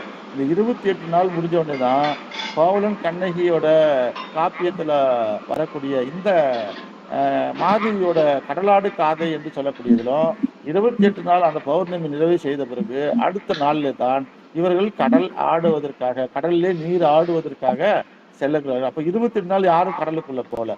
ஏன் போகலன்னாக்கா, அங்கே உயிரினங்கள், கடல்வாழ் உயிரினங்கள் எல்லாம் இனப்பெருக்கம் செய்யக்கூடிய காலம். இனப்பெருக்கம் செய்யக்கூடிய காலத்திலே எல்லா கடல்வாழ் உயிரினங்களும் நாம் வலை வீசி பிடித்து வந்து விட்டால் அடுத்து வரக்கூடிய காலங்களிலே நமக்கு எந்த உயிரினமும் கிடைக்காத போய்விடும் என்ற ஒரே காரணத்துக்காகத்தான் இந்த 28 நாள் திருவிழாக்களை தமிழர்கள் ஏற்படுத்தினார்கள். கடலுக்கு அது விடுமுறை என்று சொல்லலாம், கடலுக்கு போகின்ற மக்களுக்கு அது விடுமுறை நாள் என்று சொல்லலாம். அப்போ விடுமுறை விட்டாதான் அப்படியே வீட்டுல உட்காந்துருவாங்களா, அதுக்கு ஒரு திருவிழாவை ஏற்படுத்தணும். திருவிழாவில் இவ்வளவு பொழுதுபோக்கும் இருக்க வேண்டும் என்று அதுக்கு பல்வேறு விதமான செயல்பாடுகளை அன்றைக்கு சோழ அரசர்கள் செய்து வைத்திருக்கிறார்கள் என்றால் அவர்கள் இந்த மண்ணையும் இந்த கடலையும் காப்பாற்றுவதற்காக எப்படியெல்லாம் நமக்கு திருவிழா, கடவுள் என்ற பெயர்ல வழிபாடுகளை வைத்திருக்கிறார்கள் என்பதை நாம் புரிந்து கொள்ள வேண்டும். எல்லா வழிபாடும், எல்லா நம்பிக்கைகளும், எல்லா கடவுள்களும் இயற்கையோடு தொடர்பு பற்றி தான் தமிழர்கள் உள்ளுரையாக வைத்துக் கொண்டிருப்பார்கள் என்பதற்கு உதாரணம் இந்த இந்திர விழாவும் இந்திர விழாவோடு சேர்ந்திருக்கக்கூடிய சூழலில் சார்ந்த பதிவும் என்பதை இந்த நேரத்தில் நான் கூறிக்கொள்ள கடமைப்பட்டிருக்கிறேன். நன்றி. நன்றி நன்றி. அறிவியல் சிந்தனையும் சிறப்பா சொன்னீங்க. பழந்தமிழர்களுடைய அறிவியல் சிந்தனை இதுல வெளிப்படுது. நன்றி ஐயா. நன்றிங்க ஐயா. நன்றிங்க. நன்றிங்க ஐயா. வணக்கம் ஐயா. வணக்கம் ஐயா. நான் எனக்கு ஒரு சின்ன ஐயம் இருக்கு. கேளுங்க பேராசிரியர். ஐயா ஐயா, இங்க நமக்கு இந்த புகார் நகரத்துடைய அமைப்பு பத்தி சொல்றப்போ மரூர் பாக்கம், பட்டினப்பாக்கம் அப்படின்னு 2 பகுதியா பிரிஞ்சு இருக்கிறத சொல்றாங்க. 2க்கும் இடைப்பட்ட பகுதியில் இருக்கக்கூடிய அந்த அங்காடிகளை பத்தியும் சொல்றாங்க. கண்டிப்பா இதே அமைப்பு வந்து இப்போ சிந்து சமவெளி நாகரிகத்துல இருக்கக்கூடிய நகர அமைப்பு கூட பொருத்தி பார்க்க முடியுமா? அங்கேயும் வந்து 2 பகுதியா இருக்கிறத வந்து நம்ம பார்க்குறோம். ஒரு பகுதி வந்து உயர்ந்த மேடை, சிறிய பரப்பளவுல சிறிதாவும், உயர்ந்த மேடையாவும் இருக்கு. அத விட 3 மடங்கு அல்லது அதோட அதிக மடங்குல இருக்கக்கூடிய இன்னொரு பகுதி வந்து அதுக்கு எதிர் திசையில இருக்கக்கூடிய பகுதி, அது வந்து கொஞ்சம் தாழ்வாவும் இருக்கு. இடைப்பட்ட இடத்துல வந்து கொஞ்சம் இடம் இருக்கு. அதுல வந்து சேவல் சண்டை நடந்திருக்கலாம் அப்படிங்கிறது ஐராவத மகாதேவன் ஐயாவுடைய ஆய்வு. இப்ப இந்த நில ஊர் அமைப்பையும், நம்ம புகார் நகரத்துடைய ஊர் அமைப்பையும் ஒப்பிட்டு பார்க்கறதுக்கான வாய்ப்பு இருக்கா? பார்க்க முடியுமா? இது பார்க்கறதுக்கான வாய்ப்பு நம்ம உருவாக்கினா பார்க்கலாம் எல்லாத்தையும். ஆனா இது வந்து ஒரு முக்கியமா புகார் நகரம் என்பது உலகளாவிய வணிகத்துக்கான துறைமுக நகரம். உலகளாவிய வணிகத்தை நிகழ்த்தக்கூடிய ஒரு துறைமுக நகரம். நாலங்காடி, அல்லங்காடி என்று சொல்லக்கூடிய வகையில பதிவு இருக்குது. பகல் முழுவதும் கடை வீதிகள் இருக்கிறது, இரவு முழுவதும் கடை வீதிகள் இருக்கிறது. இதுல பட்டினப்பாக்கத்துல யாரெல்லாம் வாழ்ந்தாங்கன்னு பட்டியலே இருக்குது. மரூர் பாக்கத்துல யாரெல்லாம் வாழ்ந்தாங்கன்னு பட்டியலே இருக்கிறது. அங்க இருக்கக்கூடிய உள்ளூர் குடிகள் இல்லையா, அந்த குடிகளுக்கான வாழ்விடங்கள், அப்புறம் வெளியூர்ல இருந்து வியாபாரம் பண்ண வரக்கூடியவங்களுக்கான சூழல் என்ற பகுதி ஒரு பகுதி. இதுக்கு இடைப்பட்ட பகுதியில இந்த மரூர் பாக்கம் பட்டினப்பாக்கத்துக்குமான இடைப்பட்ட பகுதியில இது கடலாடை காடையே சொல்லுகிறது. வெளிநாட்டுல இருந்து வியாபாரம் பண்ண வந்தாங்க இல்லையா, அந்த வெளிநாட்டுல இருந்து வியாபாரம் பண்ண வந்த அந்த வணிகர்கள் தங்கி இருப்பதற்கென்றே ஒரு பகுதியை உருவாக்கியிருக்காங்க. அவங்களுக்கு நம்ம ஊர் மக்களோடு கலப்பதற்கும் இந்த வெளியூர்ல இருந்து வந்து வியாபாரம் பண்ணக்கூடிய, அதாவது உள்நாட்டுல இருந்து வெளியூர்ல இருந்து வரக்கூடிய மக்களுக்கும் இல்ல அந்த கடற்கரை பட்டணத்திலே இருக்கக்கூடிய மக்களுக்கும் இடைப்பட்ட இடத்துல தான் இவங்க தங்களுடைய கொள்வினை கொடுப்பனையை வைத்திருந்தார்கள் என்பதுதான் இந்த நேரத்தில் நாம் புரிந்து கொள்ள வேண்டும். ஆனால் அங்கே அந்த சூழல் இல்லை. எங்கன்னாக்கா நாம சொல்லக்கூடிய சிந்துவெளி பகுதியில அப்படியான ஒரு சூழல் இல்லை. ஏன்னா பெரும் வணிகம் நடந்ததா என்றால் அங்க இல்லை. நகர நாகரிகம் இருந்தது, அங்கே மக்கள் வாழ்ந்தார்கள். இந்த அளவுக்கு ஒரு கட்டட அமைப்புகள் இருந்ததாக பதிவில்லை. கட்டட அமைப்புகளோடு சேர்ந்த வணிகக்கான பல்வேறு, அதாவது வெளிநாடுகளுக்கு போய் கப்பல் போக்குவரத்துல வந்திருக்கக்கூடிய பல்வேறு பண்டங்கள் குவித்து வைத்திருக்கக்கூடிய ஒரு இடமாக இது இருந்திருக்கிறது.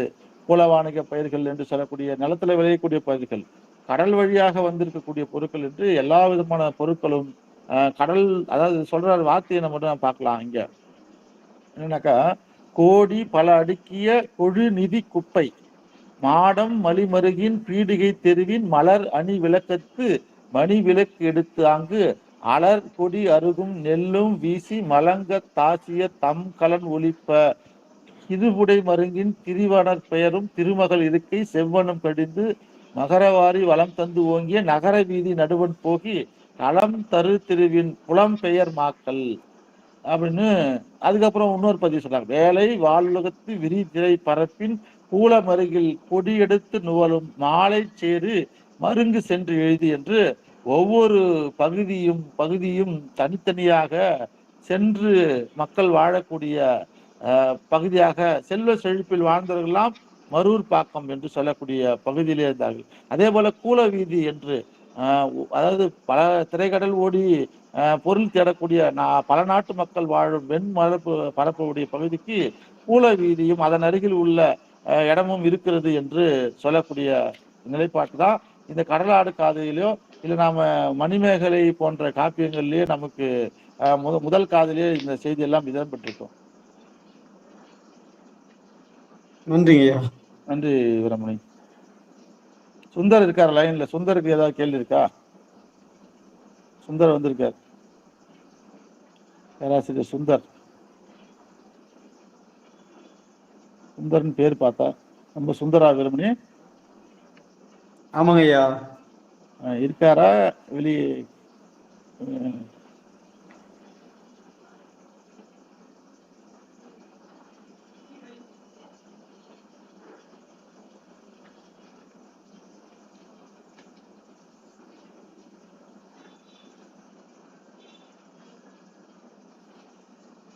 ஐயா அவர் இல்ல போல இருக்கு. சரிங்க ஐயா, வேற ஏதாவது கேள்வி போலாங்க ஐயா, இல்லடா நிறைவு செய்துக்கலாம். வேறு யாரேனும் வினா தொடுப்பதென்றால் தொடுக்கலாம், இல்லை என்றால் நிறைவுக்கு வந்து விடலாம்.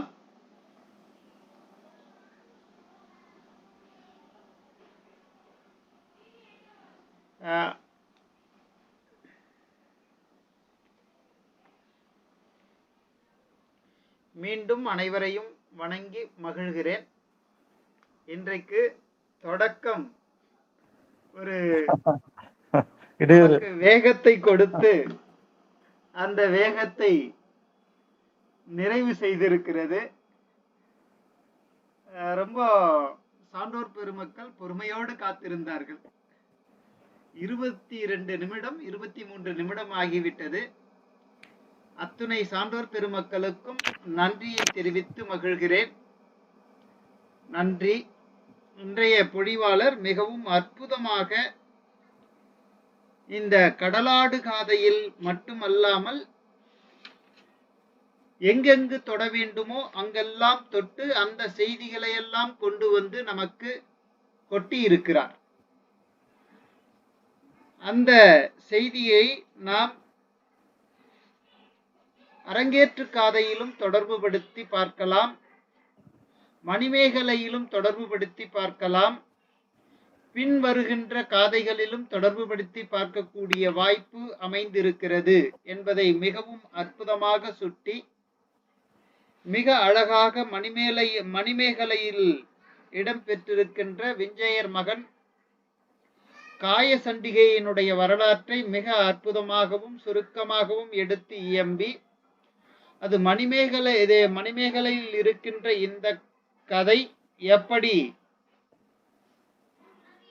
நமக்கு சிலப்பதிகாரத்திலும் தொடர்பு இருக்கிறது, சிலப்பதிகாரத்தோடு மணிமேகலை தொடர்பு. நான் முதலில் எழுந்த காப்பியம் சிலப்பதிகாரம். இந்த சிலப்பதிகாரத்தோடு மணிமேகலை கதை தொடர்பு பட்டிருப்பதையும் எடுத்துக்காட்டி மிக அழகாக முடித்திருக்கிறார். அந்த 11 வகை ஆடல் என்பது நமக்கு அரங்கேற்று காதையில் பெயர் இல்லாமல் வருகிறது.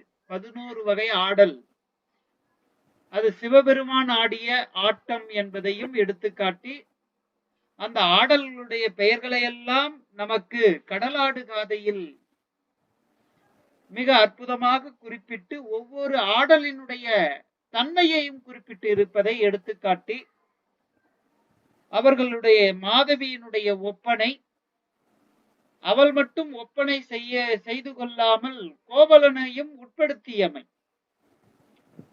அவனுக்கும் ஒப்பனை தேவை என்பதை இவள் எடுத்து அவனுக்கும் ஒப்பனை செய்ததையும் அவர்கள் எப்படி இந்திர விழாவுக்கு புறப்பட்டு சென்றார்கள் என்பதையும் எடுத்துக்காட்டி மிக அழகாக தன்னுடைய உரையை அமைத்து எப்படிப்பட்ட சூழலிலும் நாம் சரியாக இருப்போம் என்பதற்கு ஐயாவும் ஒரு எடுத்துக்காட்டு. அந்த பதட்டம் வந்து விடுகிறது. ஏற்கனவே நம்ம ஒரு பொதுவெளியில் பேச போகிறோம் என்றால் பழக்கப்பட்டவர்களுக்கு கூட சிறிது உள்ளே ஒரு அசைவு இருக்கும். அப்படிப்பட்ட நிலையில் இன்னும் தடைகள் ஏற்பட்டு விட்டால் எத்தனை வித தடுமாற்றம் வரும். அவற்றையெல்லாம் மீறி தங்கு தடையின்றி தாம் சொல்ல வந்த கருத்துக்களை மிக அற்புதமாக சொல்லி நிறைவு செய்திருக்கிறார். அவருக்கும் சென்னை செந்தமிழ் மன்றத்தின் பொது அறக்கட்டளை வணங்கி மகிழ்கிறது. வாருங்கள் ஐயா. நன்றி. வாருங்கள், தொடர்ந்து பயணிப்போம். நன்றிங்க ஐயா. 63 நாயன்மார்களோடு தொடர்புடையவர் என்பதை அறிந்து மகிழ்கிறேன். பெரிய ஒரு நிகழ்வாக நாம் தொடங்க போகிறோம் பக்தி இலக்கியங்களில். நன்றி. நல்லது. இந்த குழுவில் தொடங்கிய போதே அதைத்தான் நாங்கள் திட்டமிட்டோம். பக்தி இலக்கியத்தை அது சரியான சூழல் எங்களுக்கு அமையவில்லை. அதனால் நன்னூலை தொடர்ந்து 108 நாள் நிகழ்த்தி உலக சாதனையாக அதை ஏற்றுக்கொண்டார்கள். அதைத் தொடர்ந்து நாம் சிலப்பதிகாரத்தை காதை வழியாக கொடுத்தால் சரியாக இருக்கும், வேறு எந்த வகையில் பிரித்து கொடுத்தாலும் அவ்வளவு முழுமை பெறாது என்பதற்காக காதை வழியாக பிரித்து ஒரு 35 நாள் அமர்வாக கொண்டு இது பன்னாட்டு கருத்தரங்கமாகவும் நிகழ்கிறது. ஏனெனில் எல்லோருக்கும் பயன்பட வேண்டும் என்பதற்காக. பேசுபவர்கள் எல்லாம் பேரறிஞர்கள், பேராசிரியர் பெருமக்கள். அதனால் அவர்களுக்கும் இந்த நிகழ்வு பயன்பட வேண்டும் என்பதற்காக இவற்றை பன்னாட்டு கருத்தரங்கமாக நாம் நிகழ்த்தி கொண்டிருக்கிறோம். ஒவ்வொரு நாளும் மெருகேறி கொண்டிருக்கிறது. ஒவ்வொரு நாளும் சென்னை செந்தமிழ் பொது அறக்கட்டளை தன்னை ஒப்பனை மாதவியை விட இன்னும் ஒப்பனை கூட்டிக் கொண்டே செல்கிறது. அந்த வகையில் சிறப்பிக்கின்ற பேராசிரியர் பெருமக்களுக்கும் நன்றியை தெரிவித்து, எவ்வளவுதான் நாம் ஆடத் தெரிந்தவர்களாக இருந்தாலும் பார்வையாளர்கள் இல்லை என்றால் அந்த ஆடல் பயன்படாத ஒன்றாகவும் மாறிவிடுகிறது. அப்படி பெரும் திரளான பேராசிரியர் பெருமக்கள், ஆய்வாளர்கள், மாணவ செல்வங்கள் எல்லாம், சான்றோர் பெருமக்கள் எல்லாம் வந்து செல்லுகிற ஒரு அரங்கமாக இது அமைந்தமைக்கு சுந்தர், என்னுடைய மாணவ பேராசிரியர் சுந்தர் வந்திருக்காரு இணைப்புல. கேட்டேன், போயிட்டு வெளியே வந்திருக்காருன்னு நினைக்கிறேன். சுந்தர், நன்றிங்க ஐயா. நன்றி நன்றி. வந்திருக்காரு ஐயா, மறுபடியும் வந்து இணைப்புல வந்திருக்காரு. சுந்தர் ஐயா பேசுங்க ஐயா. ஐயா வணக்கம் ஐயா. வணக்கம் சுந்தர். வந்து முதல்ல இப்ப பேருந்துல வந்துட்டு இருந்தேங்க கல்லூரில இருந்து. இப்பதான் போயிட்டு இருக்கு. 2 முறை அது இணைப்புல இருந்து வெளியே வந்துருச்சுங்க. அந்த நேரத்துல நீங்க கேட்டிருக்கீங்க, எனக்கு தெரியலங்க ஐயா, மன்னிக்கணுங்க ஐயா. இல்ல இருக்கட்டும் சுந்தர், சொல்லுங்க. ஏதாவது உரையில ஏதாவது சிக்கலா இருக்கா? ஒண்ணு இல்லைங்க, நமக்கு கிட்டத்தட்ட 15 ஆண்டுகளுக்கு அப்புறம் ஐயாவோட வகுப்பு நான் கேட்ட மாதிரி ஒரு மகிழ்ச்சிங்க ஐயா. ஏன்னா சிலப்பதிகாரத்தை வந்து நம்ம நிறைய நேரங்களை படிச்சிருக்கிறோம். குறிப்பா அந்த காலாதர் போன்ற அந்த வார்த்தைக்கு நீங்க சொன்ன விளக்கமாகட்டும், தொடர் வீரமணி கேட்ட கேள்வி, நான் அந்த கேள்வி எனக்கு தோணுதுங்க. ஏன்னா அந்த சிந்துவெளி 2 இடத்த பிரிச்சிருப்பாங்க. இங்க வந்து மேல்மட்ட மக்கள் வாழ்ந்ததாகவும் இன்னொரு தாழ்வான பகுதியில் ஒரு பெரும் பகுதி மக்கள் வாழ்ந்ததா அந்த கேள்வி இருந்துகிட்டே இருக்கும். எனக்கு என்ன கேள்வி தோணுச்சுன்னா, பேருந்து வரும்போது கேட்க முடியலைங்க. இப்போ நமக்கு புகார் நகரம் தவிர்த்து சோழ மண்டல கடற்கரையில வேற எங்காவது இந்த 28 நாள் இந்திர விழா நடந்திருக்குமான்னு ஒரு யோசனை இருந்ததுங்கய்யா. அதை நான் இப்போ கேட்டுருவேங்கய்யா. திரும்ப ஆரம்பிக்கிறேன். ஐயா நன்றி சொல்லிட்டு இருந்தாரு, மன்னிக்கணுங்கய்யா. நன்றிங்க ஐயா. போய் நம்ம நேர்ல பேசிக்கலாம். நல்லதுங்க, நல்லதுங்க. நன்றிங்க ஐயா. நன்றி நன்றி ஐயா. இன்னொரு நாள் நிகழ்வுல கூட நீங்க இத சொல்லலாங்க ஐயா. சரிங்க ஐயா, நான் சொல்றேங்க ஐயா. ஏன்னா நீங்க 2 பேரும் பேசிக்கிற செய்தி எல்லாருக்கும் போய் சேரும். இல்லைங்க ஐயா, நிறைய சொல்லிட்டீங்க. அதுக்கப்புறம் பேசுறது அவை நாகரிகம் இல்ல. அதுதான் வேற இன்னொரு நாள் நிகழ்வுல தொடர்ந்து பேசிக்கலாம், பயணிக்கிறோம் இல்லையா? பேசிக்கலாம். மிக்க நன்றி. அனைவருக்கும் நன்றி. நன்றி நன்றி. வணக்கம் ஐயா. மீண்டும் நாளை 7 மணிக்கு சந்திப்போம். அடுத்த காதை அழகான காதை, அழகு குலைக்கின்ற காதை. அது கதைக்கு அழகு குலைக்கிறது, உணர்வுக்கு அழகை கூட்டுகிறது. அதனால் அதில் சந்திப்போம் என்று கூறி அனைவரிடமும் நன்றியை தெரிவித்து நிறைவு செய்கிறோம். நன்றி, வணக்கம்.